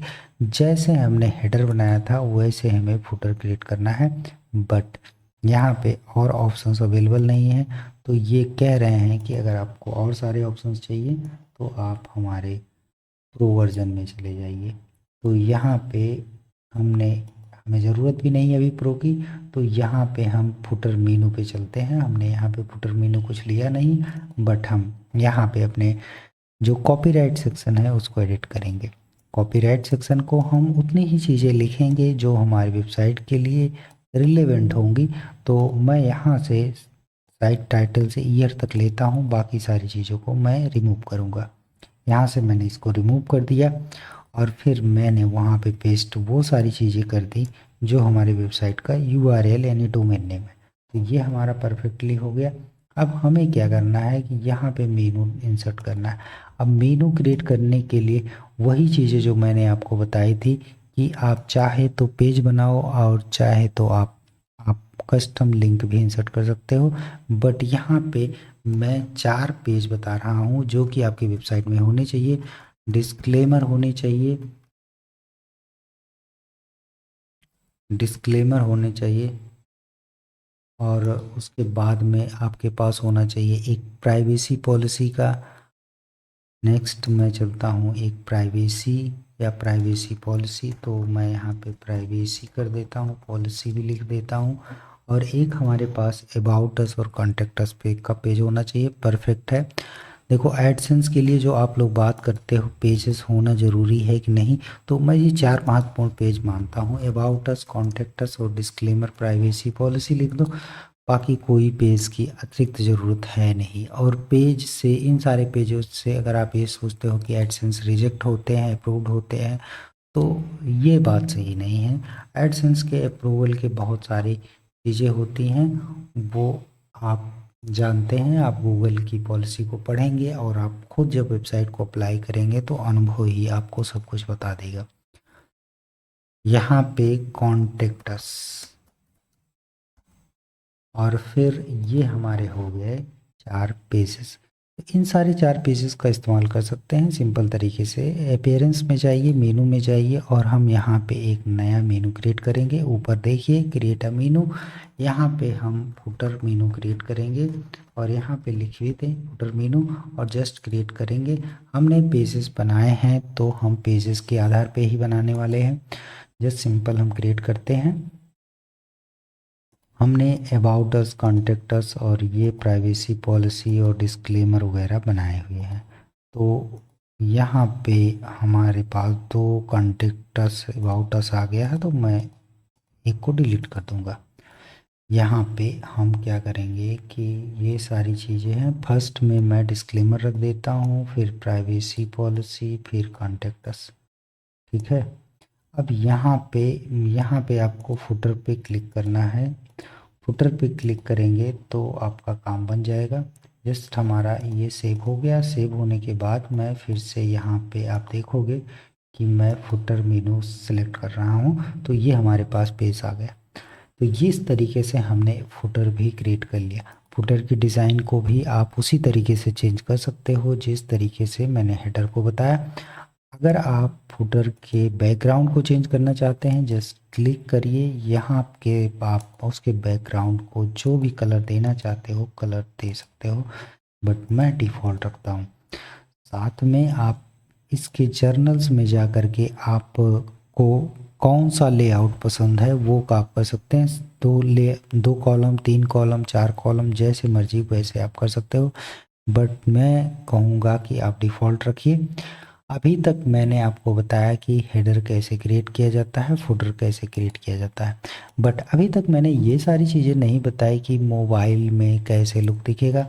जस्ट आप क्लिक करिए इस पर मोबाइल में, तो मोबाइल में कुछ इस तरीके का दिख रहा है, बट वही काम फिर से आपको करना है, हेडर में जाना है।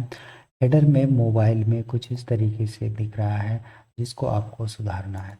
तो अब आप मोबाइल के लुक को सुधारने के लिए क्या करिए, सिंपल तरीके से मैं यहाँ पे आ रहा हूँ। जैसे ही हम आए तो हमारे पास ये ऑप्शंस आ गए। तो मैं चाहूँ तो चाहे जैसे क्रिएट कर सकता हूँ, बट मैं आपको सिंपल तरीका बता रहा हूँ, कुछ इस तरीके से भी आप कर सकते हैं। मैंने टॉगल बटन को लेफ़्ट साइड में लिया और उसके बाद में सर्च बार को राइट साइड में लिया। यहाँ से मैंने क्रिएट कर दिया एक अच्छा सा मोबाइल में दिखने वाला। अब इस टॉगल बटन पे आप क्लिक करके इन सारी चीज़ों को आप मैनेज कर सकते हैं कि कैसे क्या करना है। जैसे मान लीजिए मैंने यहाँ पे टॉगल बटन पे क्लिक किया, इसमें मुझे मेनू सेकंड चाहिए, तो ये मेनू कुछ इस तरीके का आएगा। आउटलाइन बनाना है तो आउटलाइन के साथ आप जा सकते हो, और ये सिंपल रखना है सिंपल रख सकते हो। अगर मेनू थर्ड का ऑप्शन चाहिए तो मेनू थर्ड का ऑप्शन रख सकते हो। फिल में कुछ लिखना है समथिंग मेनू, तो आप मेनू लिख सकते हो, बट इन सारी चीज़ों की ज़रूरत है नहीं। मैं आउटलाइन रखता हूँ और ये एक सिंपल सा बीच वाला ले लेता हूँ। यहाँ पे आप आइकॉन के कलर को आप अपनी मर्ज़ी से चुन सकते हैं, बॉर्डर को भी आप चुन सकते हैं, आप आइकॉन के साइज़ को छोटा बड़ा कर सकते हो। तो ये आप पे डिसाइड है, जो आपको परफेक्ट लगे कर सकते हो। साथ में आप मार्जिन भी चेंज कर सकते हो। साथ में एक, अगर आपको रेडियस चेंज करने हैं तो इन सारी चीज़ों के आपको रेडियस चेंज कर सकते हैं। अगर आपको सबका रेडियस एक साथ चेंज करना है तो आप रेडियस चेंज कर सकते हो। तो कुछ इस तरीके से आप बना सकते हो, बट यहाँ पे जो भी करना आप अपने हिसाब से मैनेज कर सकते हो। अगर आपको स्पेस देने हैं तो आप इस पे मार्जिन इंक्रीज कर सकते हो, 5 करना है 5 कर सकते हो। ये आप काम कर सकते हो। ऑफ कैनवास मेनू पे जा करके आप अपने मेनू के डिवाइडर को बना सकते हो। यहाँ पे देखिए समथिंग, ये हमारे डिवाइडर बन गए। अगर इसको ऑफ करोगे तो ये देखिए यहाँ से डिवाइडर आपको नहीं दिखेंगे यहाँ पे। बट अगर डिवाइडर को ऑन कर लेते हैं तो हमारे पास एक हल्का सा डिवाइडर बन जाएगा जो कि अच्छा लुक देता है। अगर आप इनके बैकग्राउंड के कलर्स को भी चेंज करना चाहते हो तो आप चेंज कर सकते हो, ये आप जैसे मर्जी वैसे कर सकते हो, बट मैं डिफ़ॉल्ट रखता हूँ मोबाइल के लिए, तो ये अच्छा है। इससे स्पीड काफ़ी अच्छी होती है।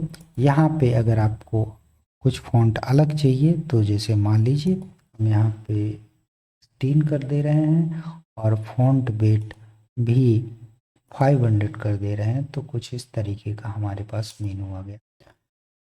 अब ये हमारा तो आपने समझ लिया मोबाइल के मेनू के बारे में। अब फुटर के बारे में तो अभी आपने ये देखा, ये कुछ इस तरीके से आ रहा है। तो चलिए एक बार हम फुटर के में चलते हैं। यहाँ पे फुटर बिल्डर में गए, फुटर बिल्डर के फुटर मेनू में चलते हैं। यहाँ पे इन लाइन करते हैं, जो स्टैक का ऑप्शन है उसको हम इन लाइन करेंगे। सॉरी, यहाँ पे फुटर मेनू पे क्लिक करिए, यहाँ पे हम इन लाइन पे चलेंगे। इन लाइन में कुछ इस तरीके का आपको दिख रहा है। हम डिज़ाइनिंग में चलेंगे, डिज़ाइनिंग के मेनू के स्पेसिंग को हम देखेंगे।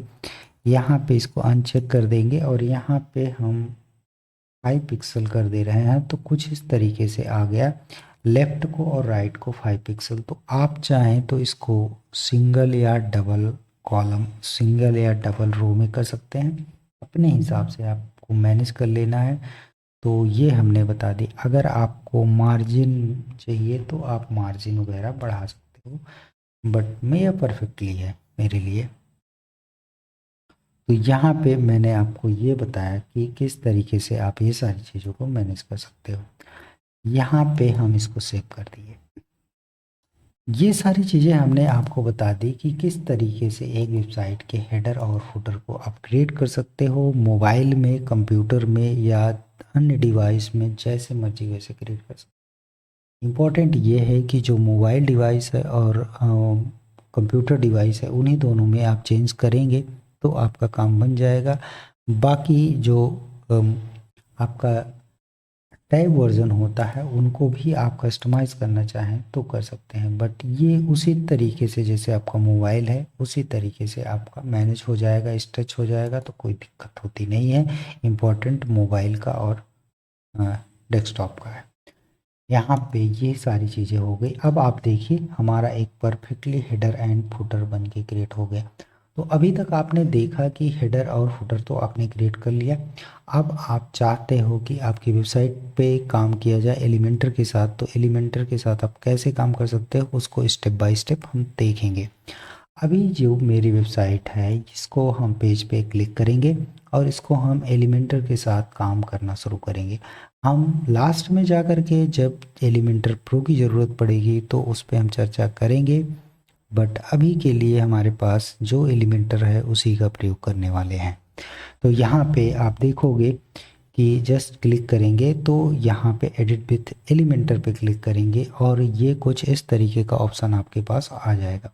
आपको एलिमेंटर की थोड़ी सी लोडिंग दिखने को मिलेगी, आपको सम सेकेंड्स लगेंगे और उसके बाद में आपके नेट पे, आपके सर्वर की स्पीड पे डिपेंड करता है कि आपको कितना समय लगेगा। हमारा नेट काफ़ी स्लो है, ऑलरेडी हमने बता दिया है, क्योंकि मैं मोबाइल के नेटवर्क से काम कर रहा हूँ इंटरनेट से, तो यहाँ पे काफ़ी स्लो चल रहा है।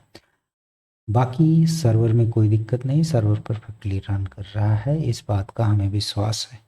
यहाँ पे स्किप करते हैं, हमें जानकारी की ज़रूरत नहीं है। यहाँ पे अब चेंज हो चुके हैं।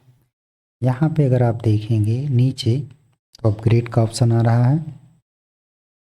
यहाँ पे अब हमें अपने कंटेंट को कैसे क्या करना है वो आप कर सकते हो यहाँ से।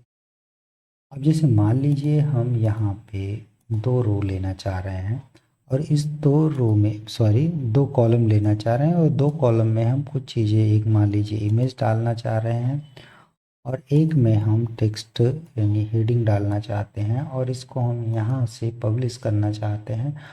तो अगर आप देखोगे कि अब हमारे होम पेज पे एक इमेज और एक हेडिंग आ गई। तो कुछ इस तरीके से एलिमेंटर आपकी हेल्प कर देता है रो और कॉलम बना करके। तो ये डिज़ाइनिंग आपके लिए हेल्पफुल होगी, बट इम्पॉर्टेंट ये है कि हम तो इस पे चर्चा कर रहे थे। कुछ इस तरीके की अगर आपको डिज़ाइन बनानी है तो कैसे बनाएंगे, तो चलिए देख लेते हैं। यहाँ पे इसकी डिज़ाइनिंग के लिए सबसे पहले हमें ज़रूरत पड़ेगी कि एलिमेंटर की, और एलिमेंटर हमने प्रयोग कर लिया। अब हमें ज़रूरत पड़ेगी सबसे पहले, यहाँ पे हम डिज़ाइन करने वाले हैं ये, तो इसके डिज़ाइन के लिए ये ऑप्शन अवेलेबल होगा और इस ऑप्शन के लिए आपको ज़रूरत पड़ेगी एलिमेंटर प्रो की। इसके लिए आपको एलिमेंटर प्रो की ज़रूरत नहीं पड़ेगी, तो सबसे पहले हम इसी को क्रिएट कर लेते हैं, तो फिर हम आपको बताएंगे। सिंपल तरीके से आपको जाना है, तो सबसे पहले मैं इसी को ले लेता हूँ। यहाँ पे मैं 2 कॉलम ले लेता हूँ, कॉलम को मैं कर लेता हूँ बॉक्स, फ्लेक्स बॉक्स के साथ आप जाओ ग्रिड में। ग्रिड में जाने के बाद इसको आपको चूज़ करना है 100%। अब 100% हो गया। यहाँ पे हम जाएंगे और इसको 3 कॉलम को हम यहाँ पे 4 कॉलम कर देंगे, रो सिंगल रहेगा। ये हमारे पास ग्रिड के लिए 4 ऑप्शंस आ गए। अब यहाँ पे आइकॉन का हम चुनाव कर लेते हैं और यहाँ पे हम देखेंगे कि हमारे पास एक आइकॉन बॉक्स का ऑप्शन आ गया। तो कुछ इस तरीके से आप इनका चुनाव कर सकते हैं अब मोबाइल के लिए भी अगर आप देखोगे तो मोबाइल के लिए भी आप कर सकते हो, कंप्यूटर के लिए देखोगे तो कंप्यूटर के लिए भी कर सकते हो। तो जैसे मर्जी वैसे आप इनका चुनाव कर सकते हो। तो अभी देखिए जो हम यहाँ पे करना चाह रहे हैं तो वो ऐसा कुछ तो है नहीं। तो चलिए हम यहाँ पे आपको सिंपल तरीके से करके बताते हैं। जैसे मान लीजिए कि हमें अभी आइकॉन ना सिलेक्ट करके मैं यहाँ पे लिख देता हूँ लेटेस्ट जॉब्स। यहाँ पे मैं डिस्क्रिप्शन में मैं कुछ भी ना लिख करके एक्सप्लोर लिख देता हूँ, और उसके बाद में यहाँ पे मैं चलता हूँ और कुछ जैसे मैं फाइल ले लेता हूँ, कुछ ये वाली इमेज मैं इंसर्ट कर देता हूँ। तो ये हमारी लेटेस्ट जॉब की हो जाएगी। अब यहाँ पे लेटेस्ट जॉब में जो आपका लिंक होगा, मान लीजिए ये आपका लिंक है, तो इस लिंक को हम पेस्ट कर दे रहे हैं। तो अब क्या होगा कि जब भी कोई बंदा इस पर क्लिक करेगा तो वो लेटेस्ट जॉब के इस कैटेगरी वाले सेक्शन पे रीडायरेक्ट हो जाएगा। तो ये हमारा बन गया। अब इसको हमें क्या करना है को कुछ इस तरीके का, आप जैसे मर्जी वैसे कर सकते हैं। हम चाहते हैं कि कुछ इस तरीके का क्रिएट हो। तो चलिए हो गया। अलाइनमेंट आप बीच में चाह रहे हो बीच में कर सकते हो, बट मैं नहीं चाह रहा। यहाँ के आइकॉन सेक्शन में आप जा कर के इसके कलर को डिसाइड कर सकते हो, बट यहाँ पे जो कलर है मैं उसको ब्लैक करता हूँ। यहाँ पे मैं 8 नंबर चुन लेता हूँ। यहाँ पे साथ में मैं जो है टेपोग्राफी सेक्शन में जा कर के इसके को मैं 18 पिक्सल कर दे रहा हूँ, या 20 पिक्सल आप कर सकते हो। यहाँ पे डेकोरेशन में मैं नन कर देता हूँ। नन करने के बाद इसका डेकोरेशन नन हो जाएगा। अब उसके बाद में डिस्क्रिप्शन में जा कर के मैं ये आपको कलर ब्लैक कर देता हूँ। अब ये हमारे पास हो गया, और उसके बाद में आइकॉन के कलर को आपके ऊपर है कि आप कैसा कलर चाहते हो। उस आइकॉन के कलर को आपको ही डिसाइड करना है, वो आप कलर कर सकते हो। तो इस तरीके से हमारा बन गया। अब यहाँ पे जो सारी चीज़ें बनी हुई हैं उनको आप उनका साइज, उनका रोटेशन सब कुछ आप डिसाइड कर सकते हो। अगर आपको आइकॉन की स्पेसिंग को कम करना है तो कर सकते हैं, साथ में कंटेंट की स्पेसिंग को भी अगर आपको कम करना है तो कर सकते हैं। तो कुछ इस तरीके का हो गया। मान लीजिए कि मुझे क्या करना है कि यहाँ पे मैं थोड़ा सा मैं 5 पिक्सल का मार्जिन दे दे रहा हूँ, और मैं यहाँ पे बॉर्डर में जा कर के समथिंग शैडो क्रिएट कर दे रहा हूँ। बॉर्डर की रेडियस में जा कर के 5 या 10 का मैं अब यहाँ पे रेडियस दे दे रहा हूँ, तो ये प्रभाव पड़ेगा। अब अगर हम इसी चीज़ को डुप्लिकेट करते जाएं 4 बार, 2, 3 और ये 4, तो आप देखोगे कि हमारे पास 4 बार बन गया। और इसके बीच में जो स्पेस है, मैं कॉलम के स्पेस गैप जो है इस गैप को मैं कम कर दे रहा हूँ, तो ये हमारा कम हो जाएगा। अब ये हमारे पास एकदम बिल्कुल परफेक्टली काम का है। तो इसको आप इग्नोर करिएगा, जो प्लस का बटन लगा हुआ है इसको आपको चिंता करने की ज़रूरत नहीं है। यहाँ पे अब यहाँ पे आप रो तो हमारे पास है नहीं, तो रो जो हमारे पास है नहीं तो हम कॉलम के स्पेस को ही 0 कर देते हैं।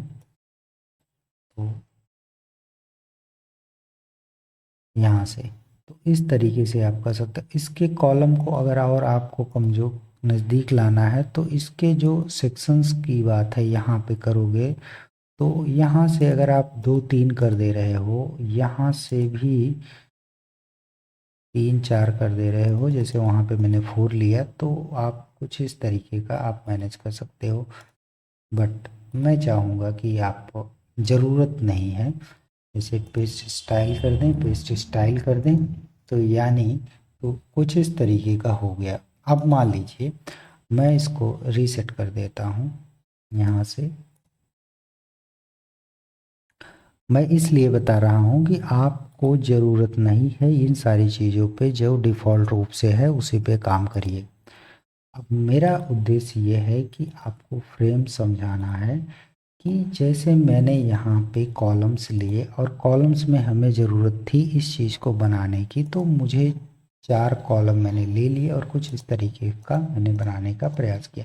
अब मान लीजिए मुझे एडमिट कार्ड लिखना है, तो मैं कुछ नोटपैड या पेन लूँगा और जो भी हमें अच्छा लगेगा वो मैं यहाँ पे ले लूँगा।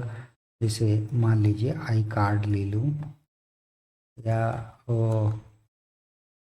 आइडेंटिटी कार्ड ले लेता हूँ। तो कुछ इस तरीके से जो भी आप लोगे वो आपका डिसाइड करेगा। जैसे मान लीजिए ये हो गया एडमिट कार्ड के ऑप्शन के लिए, तो मैं यहाँ पे एडमिट कार्ड ले लेता हूँ। ये हो गया। हमें कलर चेंज करने हैं तो आइकॉन के कलर को यहाँ से आप चेंज कर सकते हो, जैसे मर्जी वो कलर आप यहाँ पे रख सकते हो अपने हिसाब से।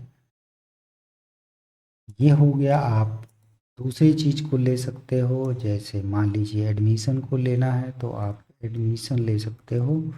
यानी अगर आपको बुक्स लेना है यहाँ पे तो बुक्स आप यहाँ पे ले सकते हो।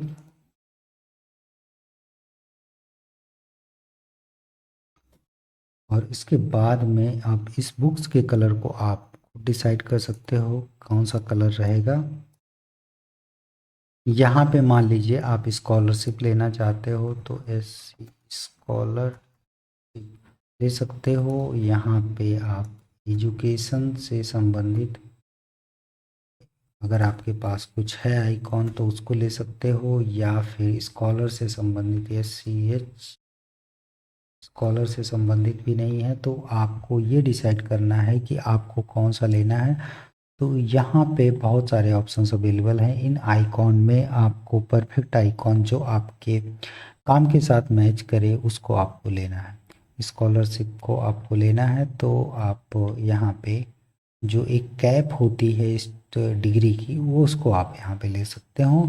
यहाँ पे अगर हम कैप करें तो ये देखिए ये आप ले सकते हो। यहाँ पे अब मैं आइकॉन के कलर को देखता हूँ। आइकॉन के कलर्स को भी आप अपने हिसाब से कर सकते हैं कि जो भी कलर आप चाहो वो कलर आप बना सकते हो। तो कुछ इस तरीके से आप इन सारी चीज़ों को मैनेज कर सकते हो। अब ये अगर आपको ये जो प्लस का बटन दिख रहा है, क्या ये प्लस के बटन अपडेट करने के बाद भी आएंगे? तो चलिए रिफ्रेश करके देखते हैं। अब तो नहीं आ रहा है, तो बिल्कुल परफेक्ट है। हो सकता है जब हम एडिटिंग करते हैं तो होता है ये है कि कुछ चीज़ें दिखती हैं, क्योंकि अब कंटेनर्स बॉक्स में जो है कंटेनर के माध्यम से एलिमेंटर का इस्तेमाल होता है। पहले ये इस्तेमाल नहीं होता था। अब ये जब चीज़ें हो गई तो अब हमारे पास ऑप्शन आते हैं कि हम प्रयोग करें एक ऐसी चीज़ का जिसकी हमें ज़रूरत है। तो हमें ज़रूरत है, इसके लिए हमें चाहिए पोस्ट की। तो पोस्ट ग्रिड का ऑप्शन मुझे चाहिए। तो पोस्ट मैं सर्च कर रहा हूँ, बट यहाँ पे देखिए लॉक लगा हुआ है। अब ये लॉक लगा हुआ है, लॉक में अब हम पोस्ट का इस्तेमाल नहीं कर सकते, यानी पोस्ट ग्रिड का इस्तेमाल नहीं कर सकते। तो उसके लिए हमें एक एलिमेंटर प्रो की ज़रूरत पड़ेगी। तो चलिए सबसे पहले एलिमेंटर प्रो इंस्टॉल कर लेते हैं। सिंपल तरीके से हमें मेनू सेक्शन में जाना है। मेनू सेक्शन में आप elementor.com पे जा कर के एलिमेंटर से आप बाई कर सकते हो। यहाँ पे हमारे पास एलिमेंटर प्रो है, तो मैं इसको यहाँ पे क्या करता हूँ, इसको मैं यहाँ पे इंस्टॉल करता हूँ। यहाँ पे जो लॉक लगा हुआ था वो लॉक नहीं है, यानी अब हम इसका इस्तेमाल कर सकते हैं। तो चलिए यहाँ पे इसको जो मैंने कॉलम बना लिया था उसको डिलीट कर देते हैं यहाँ पे। अब चलिए यहाँ पे सिंपल तरीके से मैं एक डबल ले लेता हूँ। इसको कहते हैं कंटेनर्स। पहले ये होता था कॉलम्स, अब कंटेनर्स, बात एक ही है सब।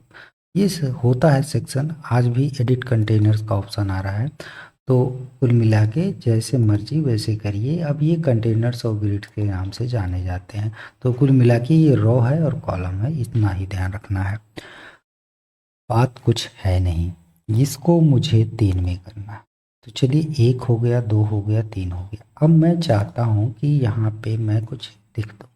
लिख देता क्या, मैं यहाँ पे लिख देता हूँ लेटेस्ट जॉब। मेरे दिमाग में जो चीज़ें चल रही हैं वो मैं कर देता हूँ। लेटेस्ट जॉब्स में लिख देता हूँ, मैं इसको मिडिल में लाता हूँ और मैं इसके टाइपोग्राफी सेक्शन को 22 कर देता हूँ। साथ में मैं इसके कलर्स को वाइट कर देता हूँ, बट वाइट करने के बाद में तो ये दिखेगा नहीं, तब भी मैं वाइट ही करता हूँ। साथ में मैं एक काम करता हूँ, यहाँ की पैडिंग को मैं 5 पिक्सल कर देता हूँ। साथ में मैं एक काम और करता हूँ कि इसके बैकग्राउंड के कलर को जैसे ही हम दूसरा कलर देंगे हमारा बदल जाएगा, सारी चीज़ें बदल जाएंगी, सब कुछ बदल जाएगा। मान लीजिए हमें ये कलर हेडर कलर से मैच करवाना है। अब आप लोग सोच रहे हो ये क्या है, तो ये कलर पिकर के नाम से एक्सटेंशंस बहुत सारे अवेलेबल हैं क्रोम में, तो उनका आप इस्तेमाल कर सकते हो यहाँ पे। अब हमें क्या करना है कि इस कंटेनर्स के यहाँ पे जाना है और आपको यहाँ पे आना है और यहाँ पे एक काम कर लेना है, ये 1 पिक्सल कर देना है या 0 पिक्सल कर देना है। ठीक है, 0 पिक्सल करने के बाद ऊपर वाले में मार्जिन में जाना, पैडिंग में नहीं, अब मार्जिन में जाना है। मार्जिन में यहाँ पे राइट में 5 और यहाँ पे 5 कर देना है, बस 5 5 करना है। वो मैंने इसलिए किया क्योंकि तो यहाँ पे स्पेस बन जाते। अब चीज़ें क्या है कि अभी आप जान जाओगे, जैसे मान लीजिए मैं यहाँ पे डुप्लीकेट कर दे रहा हूँ, तो ये देखिए इसके बीच में स्पेस क्रिएट हुआ है ना, तो अब ये एक्स्ट्रा बन गया, तो यहाँ पे ये देखिए स्पेस बन रहा है। तो 5 पिक्सल का इधर, 5 पिक्सल का इधर, 10 पिक्सल का है। आपको और करना है तो आप और भी कर सकते हो। तो अभी के लिए इतना जान लीजिए, बहुत सिंपल है, क्रिएट करेंगे जैसे आप जान जाओगे। मैं पोस्ट ले लेता हूँ। हाँ, यहाँ पे अब मैं एक काम कर लेता हूँ, स्टाइल में चलता हूँ, स्टाइल के बॉर्डर में चलता हूँ। बॉर्डर में मैं यहाँ पे 2 ले लेता हूँ। सॉरी, बॉर्डर का रेडियस नहीं लेना है मुझे, बॉर्डर लेना है सॉलिड। यहाँ पे बॉर्डर को जो है 2 पिक्सल कर देना है और साथ में इसके कलर को अपने हिसाब से मैच कर देना है। अब इस कलर को ऐड कर सकते हो किसी नाम से, ताकि बार बार आपको वेब कलर के नाम से मैं कर दे रहा हूँ कि आपको दिक्कत ना हो। अब ये यहाँ पे जाओगे तो वेब कलर के नाम से मिल जाएगा। यहाँ पे जब ये हो गया मेरा, तो यहाँ पे कॉलम को मैंने एक बॉर्डर दे दिया। पूरे कॉलम को बॉर्डर देने से फ़ायदा ये होता है कि आपके जो छोटे बड़े कॉलम बन जाते हैं उसकी प्रॉब्लम सॉल्व हो जाती है। इसी जो सबसे बड़ा कॉलम होगा उसी के अकॉर्डिंग सारे कॉलम घटेंगे बढ़ेंगे, उस रो के, पूरी वेबसाइट के नहीं, उस रो के। तो चलिए यहाँ पे फिर आएगा मेरे पास, जैसे मान लीजिए ये वेबसाइट है, ये मैंने लेटेस्ट जॉब, यहाँ पे पोस्ट आनी चाहिए और एक व्यू मोर का ऑप्शन आना चाहिए, और क्या। यहाँ पे फिर प्लस के बटन पे चलते हैं और यहाँ पे हम पोस्ट लिखते हैं।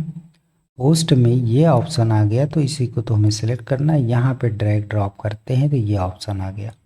अब प्रॉब्लम क्या है कि हेलो साहब को पहले तो डिलीट करो, ये कब से हेलो कर रहे हैं, इनको हटा दो, अब ज़्यादा ये हेलो पे ना रहें। तो अब ये हो गया, तो अब साहब को फिर से डिलीट करते हैं, फिर से हम पोस्ट पे चलते हैं। यहाँ पे देखो पोस्ट पे, यहाँ पे लाके छोड़ना है। अब फिर से देखो, अब हमारे पास ऑप्शन आ गया। अब देखो क्लासिक पे रखो, कार्ड पे रखो, डिज़ाइनिंग आपको करनी है, चीज़ें आपको बताना है, ये सारी चीज़ें आप कर सकते हो, बट मैं क्लासिक पे रहूँगा। यहाँ पे मुझे एक कॉलम चाहिए, ना कि 2 या 3 चाहिए, मुझे सिंगल चाहिए, मुझे सिंगल रखना है। मैं पर पेज मान लीजिए 12 या 15 दिखाना चाहता हूँ, मैं 15 दिखाना चाहता हूँ, रहेगा। मैं इमेज हटाना चाहता हूँ, इमेज हट गई। मैं एक्सेप्ट हटाना चाहता हूँ, एक्सेप्ट हट गई। मैं डेट हटाना चाहता हूँ, डेट हट गई। मैं कमेंट हटाना चाहता हूँ, कमेंट हट गई। मैं रीड मोर का बटन हटाना चाहता हूँ, हट गई। और क्या हटाना, मैं क्वेरी में जाता हूँ। क्वेरी में यहाँ पे आपको टर्म्स चुनने हैं। टर्म्स में मैं चाहता हूँ कि जब ये मेरा लेटेस्ट वाला है तो यहाँ पे लेटेस्ट दिखे, तो आप देखोगे लेटेस्ट जॉब की कैटेगरी आ गई और यहाँ पे अब लेटेस्ट जॉब्स के दिखेंगे। अब यहाँ पे देखो हो गया, बट हो तो गया लेकिन ये अच्छा थोड़े है, अच्छा थोड़े दिख रहा है। तो यहाँ पे मैं क्या करता हूँ, ये हमारे रो हैं, मैं इस रो को जीरो करता हूँ तो ये हमारे सट गए, लेकिन सट गए फिर भी अच्छे नहीं हैं। तो यहाँ पे मैं बॉक्स में आता हूँ। बॉक्स में आने के बाद मैं बॉर्डर देता हूँ। बॉर्डर मैं सब पे दे देता हूँ। तो जैसे ही हमने सब पे दिया तो ये हमारे पास बॉर्डर बन गया। चलिए अभी के लिए सब पे बॉर्डर समझिए, फिर अभी और चर्चा कर लेंगे।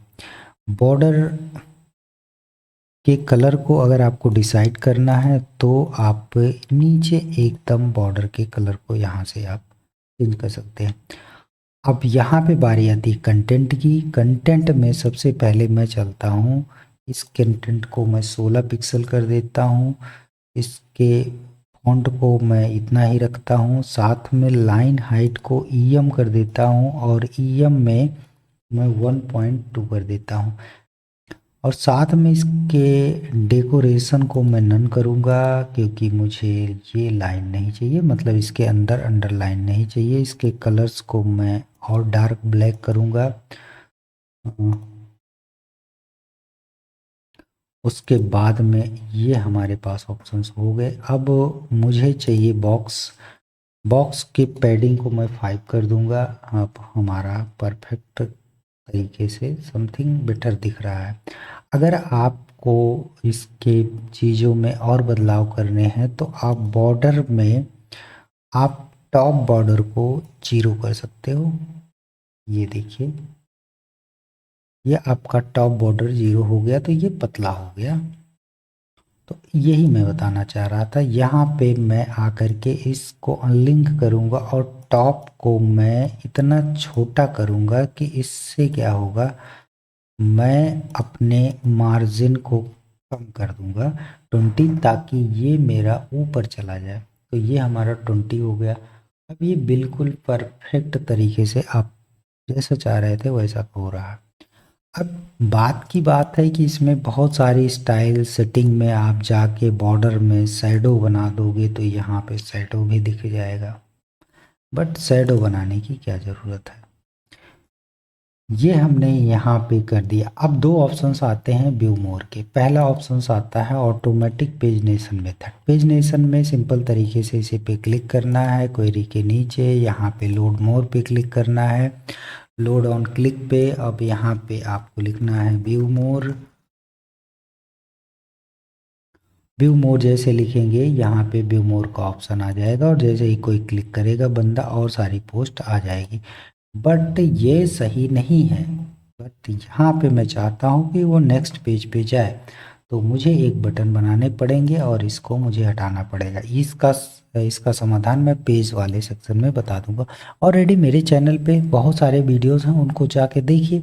ये मैंने काफ़ी दिन से वीडियो बनाया नहीं था तो मैं इसको कवर कर रहा हूँ ताकि आप एलिमेंटर के जो नई चीज़ें हैं, नया लुक आया है, उसको भी समझ सके। यहाँ पे फिर अब हम क्या करते हैं कि बटन ले लेते हैं। बटन को लेने के लिए हम सबसे पहले यहाँ इंसर्ट करना है उसको देखते हैं। अब यहाँ पे हमें क्या, कहाँ पे ये वाला लिंक देना है, तो आप इस लिंक को यहाँ पे दे सकते हो। नए टैब में ओपन करना है तो कर सकते हो, जो चीज़ लिखनी है वो लिख सकते हो। ये तो आपने लिख दिया। अब मेनू पे चलिए, कितना सिंपल है। मैं डिज़ाइन में चलता हूँ, इसके कलर को प्राइमरी कलर चूज़ करता हूँ, बॉर्डर रेडियस को मैं 0 कर देता हूँ, बॉक्स शैडो में बना देता हूँ और इसके अलाइनमेंट को मैं बीच में कर देता हूँ और इसके मार्जिन को मैं ऊपर ले जाता हूँ, जितना मर्जी उतना ऊपर कर लो, 20 कर देता हूँ।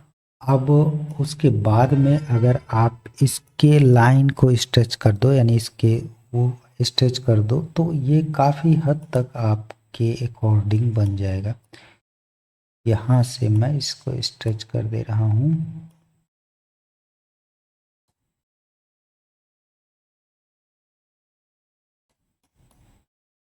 ये हो गया आपका। तो इस तरीके से आप डिज़ाइन कर सकते हो, जो आपको पसंद आए वो आप बना सकते हो, या फिर आप मिडिल सेंटर में भी कर सकते हो, जैसे मर्जी वैसे आप कर सकते हो।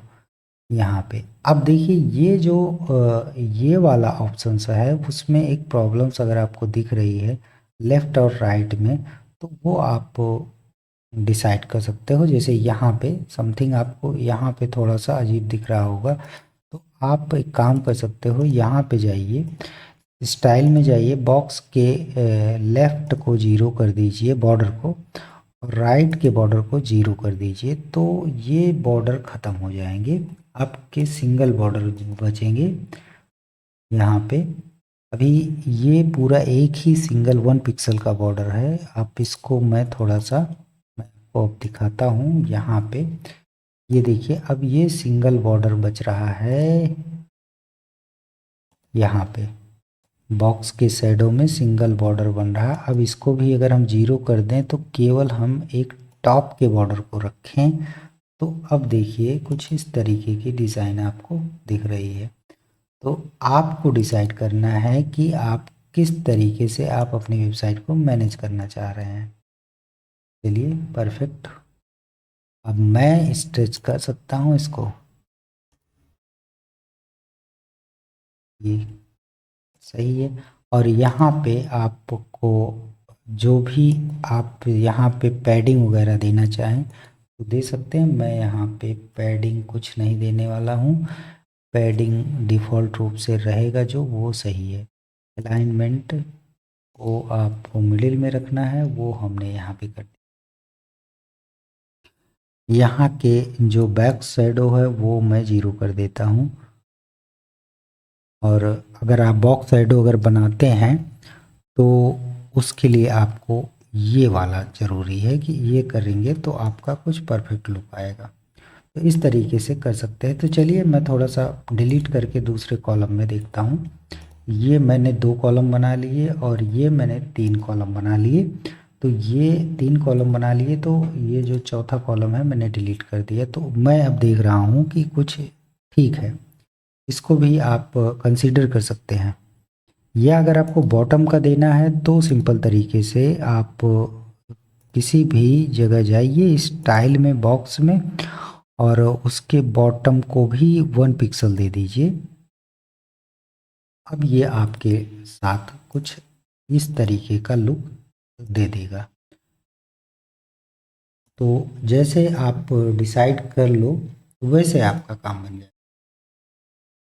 अब फिर यहाँ पे जाइए और यहाँ पे थोड़ा सा 20 पिक्सल कर दीजिए और कॉपी कॉपी पेस्ट स्टाइल, तो इसीलिए तो एलिमेंटर बेस्ट है। अब ये देखिए,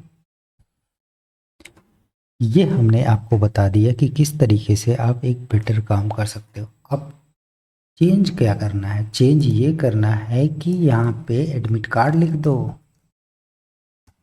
अब सर आपने तो एडमिट कार्ड लिख दिया, हमने ये भी मान लिया कि यहाँ से लिंक कॉपी करेंगे और बटन में जा कर के यहाँ पे एडमिट कार्ड वाला चिपका देंगे। यहाँ पे फिर सिंपल तरीके से जो आप पोस्ट में जाओगे, यहाँ पे मैंने क्वेरी में बताया था कि मैंने यहाँ लेटेस्ट जॉब चुना था, यहाँ पे भाई एडमिट कार्ड चुन लो। अब यहाँ पे आपने एडमिट कार्ड चुन लिया, वही काम यहाँ पे भी कर लेना। जो यहाँ पे मान लीजिए यहाँ पे आप रिजल्ट्स वाला लिखना चाहते हो तो यहाँ पे रिजल्ट्स लिख लेना। यहाँ पे सिंपल तरीके से रिजल्ट्स वाला लिंक डालना, ये रिजल्ट्स लिख लो। और उसके बाद में यहाँ पे जाओ, यहाँ पे जाने के बाद क्या कहते हैं, टर्म्स में जाओ, टर्म्स में रिजल्ट पे क्लिक कर लो, बन गया।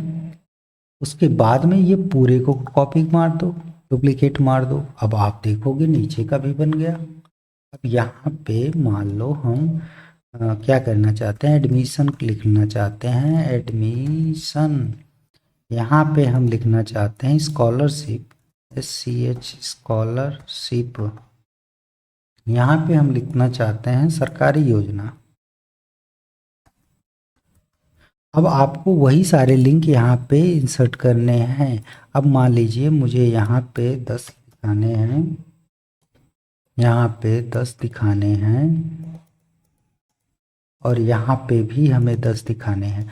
तो ये परफेक्टली मैच हो गया। अब हमें कोई दिक्कत है नहीं। अब इस तरीके से अगर आप करोगे तो यहाँ पे पब्लिश कर दोगे, ये हमारा बनके रेडी हो जाएगा। ये हमारा बन गया। अब जैसे ही कोई बंदा इस पे क्लिक करेगा तो वो पहुंच जाएगा इस पे। अब मैं यहाँ पे आपको बताने वाला हूँ कि कैसे आप इस आर्काइव पेज को चेंज कर सकते हो, क्योंकि यहाँ पे मैंने बताया था ना बहुत सारी चीज़ों का इंफ्रास्ट्रक्चर मैं आपको समझा दूंगा। देखो हर चीज़ तो समझानी पॉसिबल नहीं है, क्योंकि वीडियो बहुत लंबी नहीं बहुत लंबी हो जाती है। यहाँ पे हम टेम्पलेट्स में जाएंगे, यहाँ पे एक थीम बिल्डर का ऑप्शन मिलता है। आप एक काम करो, मैंने एक दिया है आर्काइव बनाने के लिए आपको एक गाइडेंस। यहाँ पे पोस्ट में जाओगे, पोस्ट में यहाँ पे आर्काइव लिखेगा, यहाँ पे थीम बिल्डर में आर्काइव दिखेगा। मेरी वेबसाइट में जाना, मेरी वेबसाइट में arunmaurya.net है। How to create a category page something, ये create a beautiful category page, ये है। इसमें आर्काइव पेज के लिए मैंने एक वीडियो बनाया है, इसको आप चेक कर लेना, ठीक है। लेकिन इसमें मैं बता रहा हूँ कैसे क्रिएट करना है, वो आप चिंता मत करो। यहाँ पे आर्काइव में सिंपल तरीके से मैं जा रहा हूँ ये काम करने। यहाँ पे सबसे पहले मैं ले रहा हूँ क्या, मैं ले रहा हूँ आर्काइव पोस्ट। आर्काइव पोस्ट के जैसे ही लूँगा तो उसके पहले मैं लूँगा आर्काइव का टाइटल भी ऊपर। चलो आपने दोनों ले लिया। मैं यहाँ पे लिखूँगा आफ्टर, बिफोर लिख दूँगा लेटेस्ट अपडेट। चलो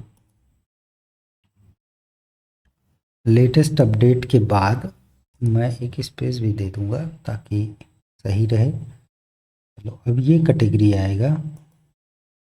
अब यहाँ पे आपको क्या करना है, आर्काइव लिखना है। आर्काइव को मैंने बताया है कुछ इस तरीके से मैनेज करना, कैसे करेंगे तो सिंपल तरीके से, जैसे अभी तक मैंने बताया था कि इसको सिंगल रो कर दो, इसको 0 कर दो, इसको डेट को हटा दो, यहाँ पे एक्सेप्ट को हटा दो, यहाँ पे मोर को हटा दो। बट यहाँ पे और सारे ऑप्शंस नहीं आएंगे। पेजनेशंस को जो है मोर कर दो, पेजनेशंस यहाँ पे व्यू मोर कर दो।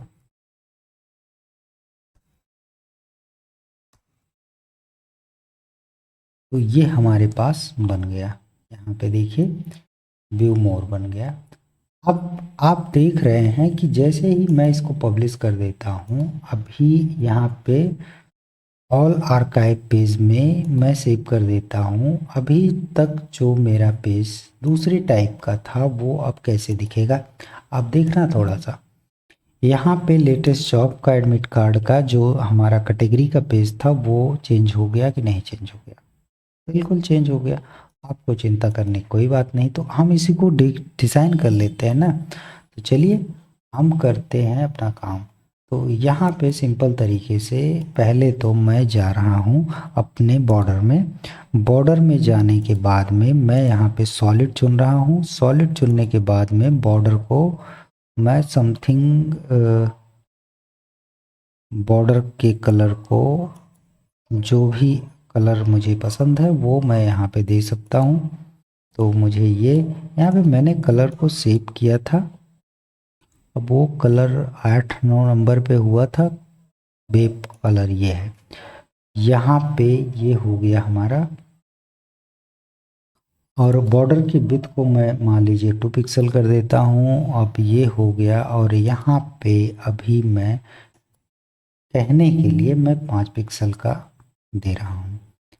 अभी मैं इसको क्या करता हूँ कि यहाँ पे आता हूँ, इसके भी बॉर्डर को मैं सॉलिड कर देता हूँ और यहाँ पे भी मैं 2 पिक्सल का दे देता हूँ और इसके कलर को भी मैं अपना कलर बना देता हूँ। साथ में मैं स्टाइल में चलता हूँ, स्टाइल में इसके कलर को अपना कलर बना देता हूँ और इसको यहाँ पे चलते हैं। यहाँ पे चलने के बाद में इसको मैं यहाँ से -20 पिक्सल कर देता हूँ।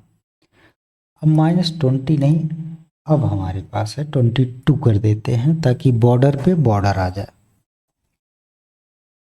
अब ये हमारे पास सही है। अब यहाँ पे हम क्या करते हैं कि कंटेंट में चलते हैं। कंटेंट को कलर को हम अपने हिसाब से ब्लैक कर लेते हैं। टिपोग्राफी को हम 16 पिक्सल कर लेते हैं।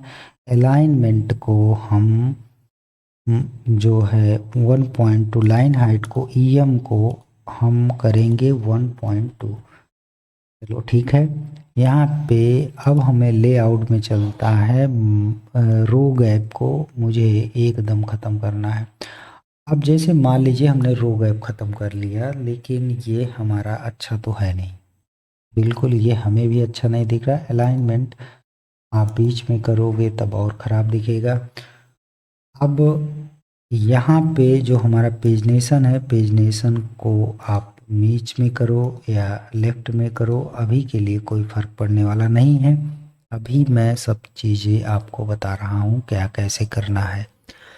तो चलिए हम देख लेते हैं। एक काम करो कि यहाँ पे मैंने एक स्टाइल दिया हुआ है, इसके पैडिंग को, बॉर्डर को, क्योंकि इसमें बॉर्डर आएगा नहीं तो बॉर्डर को हमने खुद ही बनाना बताया है। एक स्टाइल के थ्रू आप कर सकते हो। यहाँ पे आर्काइव में जाओ, CSS में जाओ, इसको पेस्ट कर दो। यहाँ पे बॉर्डर बन गया। अब बॉर्डर में जब बन गया तो जाहिर सी बात है इसको 0 कर दो, तो ये हो गया। अब इसमें जो है लेफ्ट में आप 5 कर दो।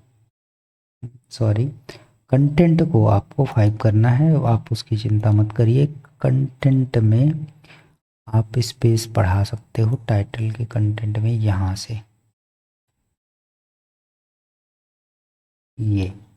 अब काफ़ी कुछ हद तक आपको अच्छा लग रहा होगा। यहाँ पे मैं क्या करता हूँ, पैडिंग पे, सॉरी यहाँ पे पेजनेशन की स्पेसिंग को मैं ख़त्म कर दे रहा हूँ और उसके बाद में इसके कलर को मैं वेब कलर दे रहा हूँ। बॉर्डर रेडियस को मैं 0 कर दे रहा हूँ और इसको मैं थोड़ा सा शैडो मार दे रहा हूँ। तो ये परफेक्टली तरीके से वर्क कर रहा है। यहाँ पे लेटेस्ट जॉब में जाता हूँ, मैं यहाँ पे इसकी 25 पिक्सल कर देता हूँ। यहाँ पे जाने के बाद में मैं इसको 5 पिक्सल कर देता हूँ।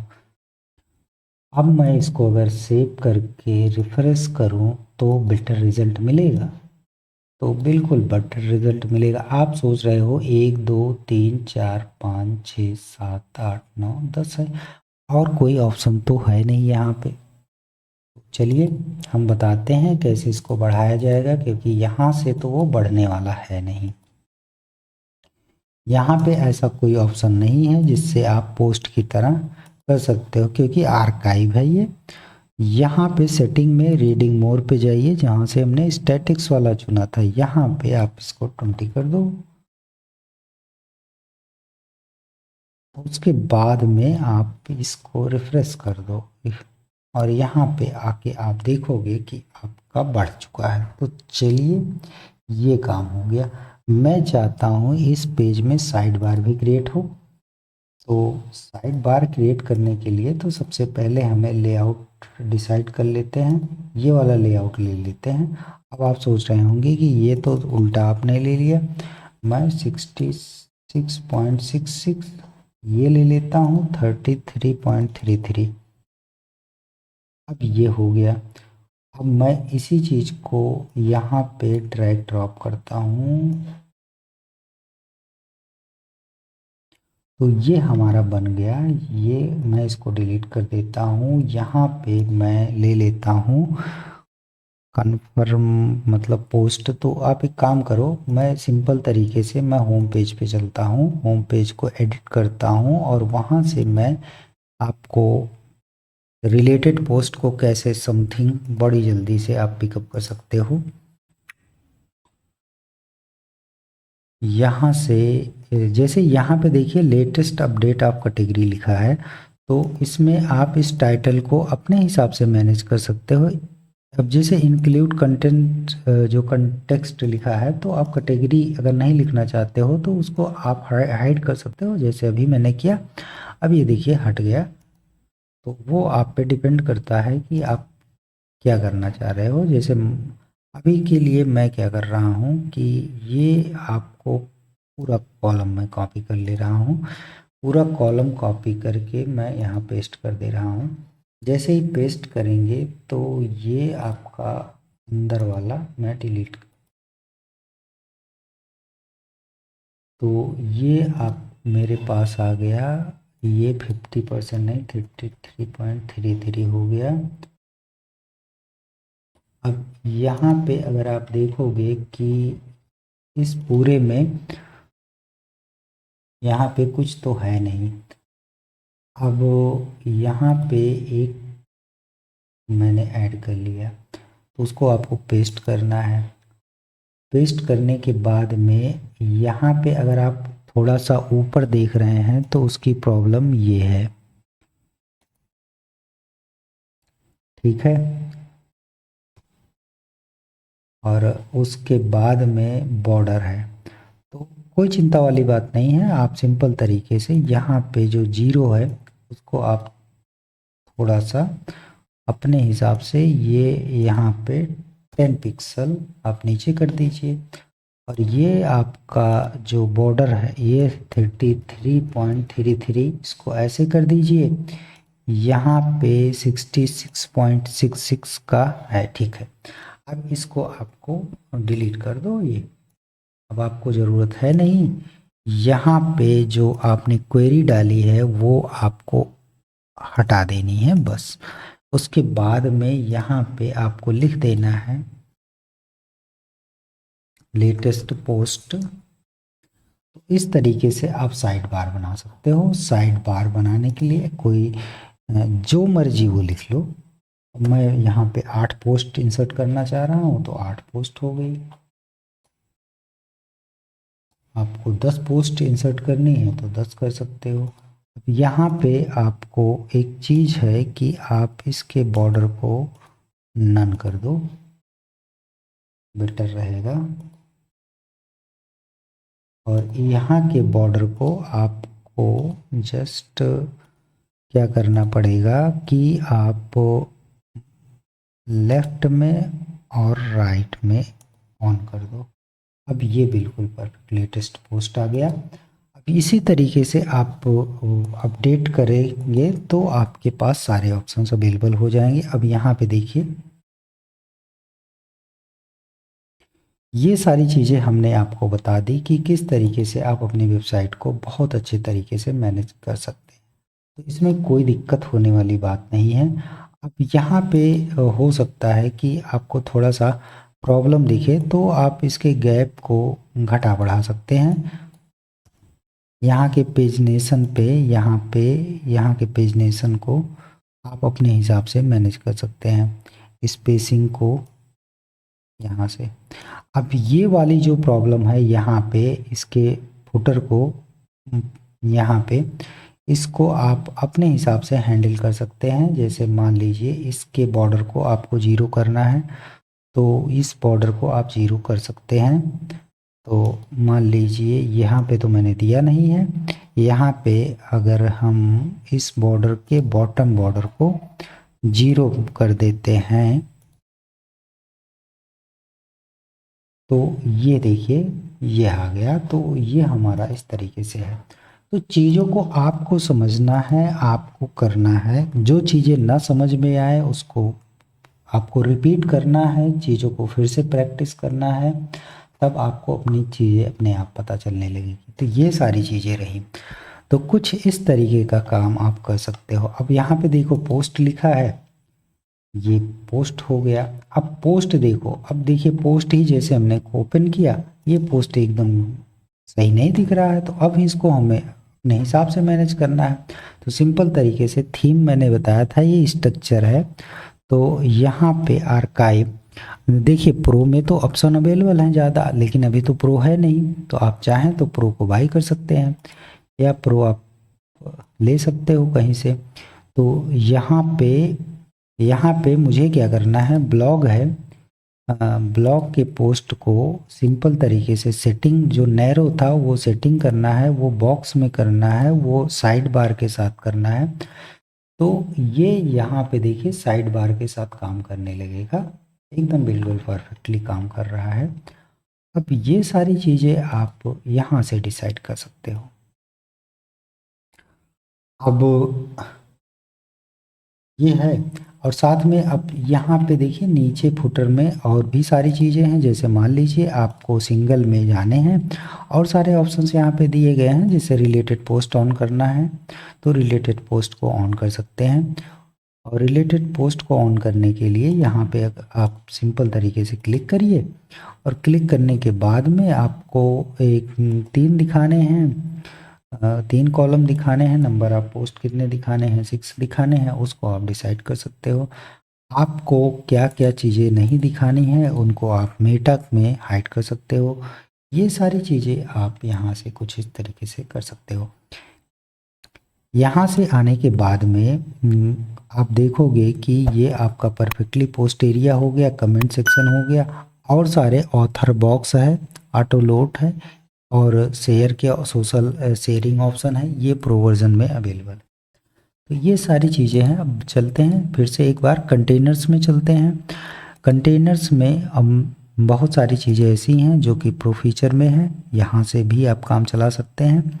यहाँ पे अगर आप प्रो यूज़ करते तो काफ़ी एक्सटेंशन मिलता है, यहाँ पे लिखा गया है, बट ये काम भर के लिए पर्याप्त है। अगर आप एलिमेंटर प्रो का इस्तेमाल कर रहे हैं तो एलिमेंटर प्रो और किसी भी फ्री थीम के साथ आप काम करोगे तो ये बिल्कुल परफेक्टली काम करता है।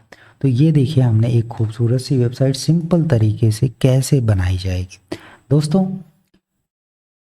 इस वीडियो में इतना ही, मिलते हैं नेक्स्ट वीडियो में। दोस्तों हमने प्रयास किया कि कैसे सारी चीज़ों को मैनेज किया जाएगा। अब लिखने का तरीका क्या है, जैसे इस पोस्ट को लिखा गया है तो पोस्ट कैसे लिखा गया भाई, पोस्ट वैसे लिखा गया जैसे एक वर्ड पैड होता है, वैसे ही लिखा जाता है सिंपल तरीके से। आप देखो इसमें वर्ड पैड है, वर्ड पैड में कंटेंट लिखा गया है यहाँ पे, और यहाँ पे आके कैटेगरी सेलेक्ट की गई, और यहाँ पे पब्लिश किया गया है। बस इतना सा काम किया गया है, बाकी और कोई चीज़ तो है नहीं। एसईओ वगैरह के बारे में डिटेल में बाद में चर्चा की जाएगी। तो फिर मिलते हैं दोस्तों नेक्स्ट वीडियो में। Thank you very much.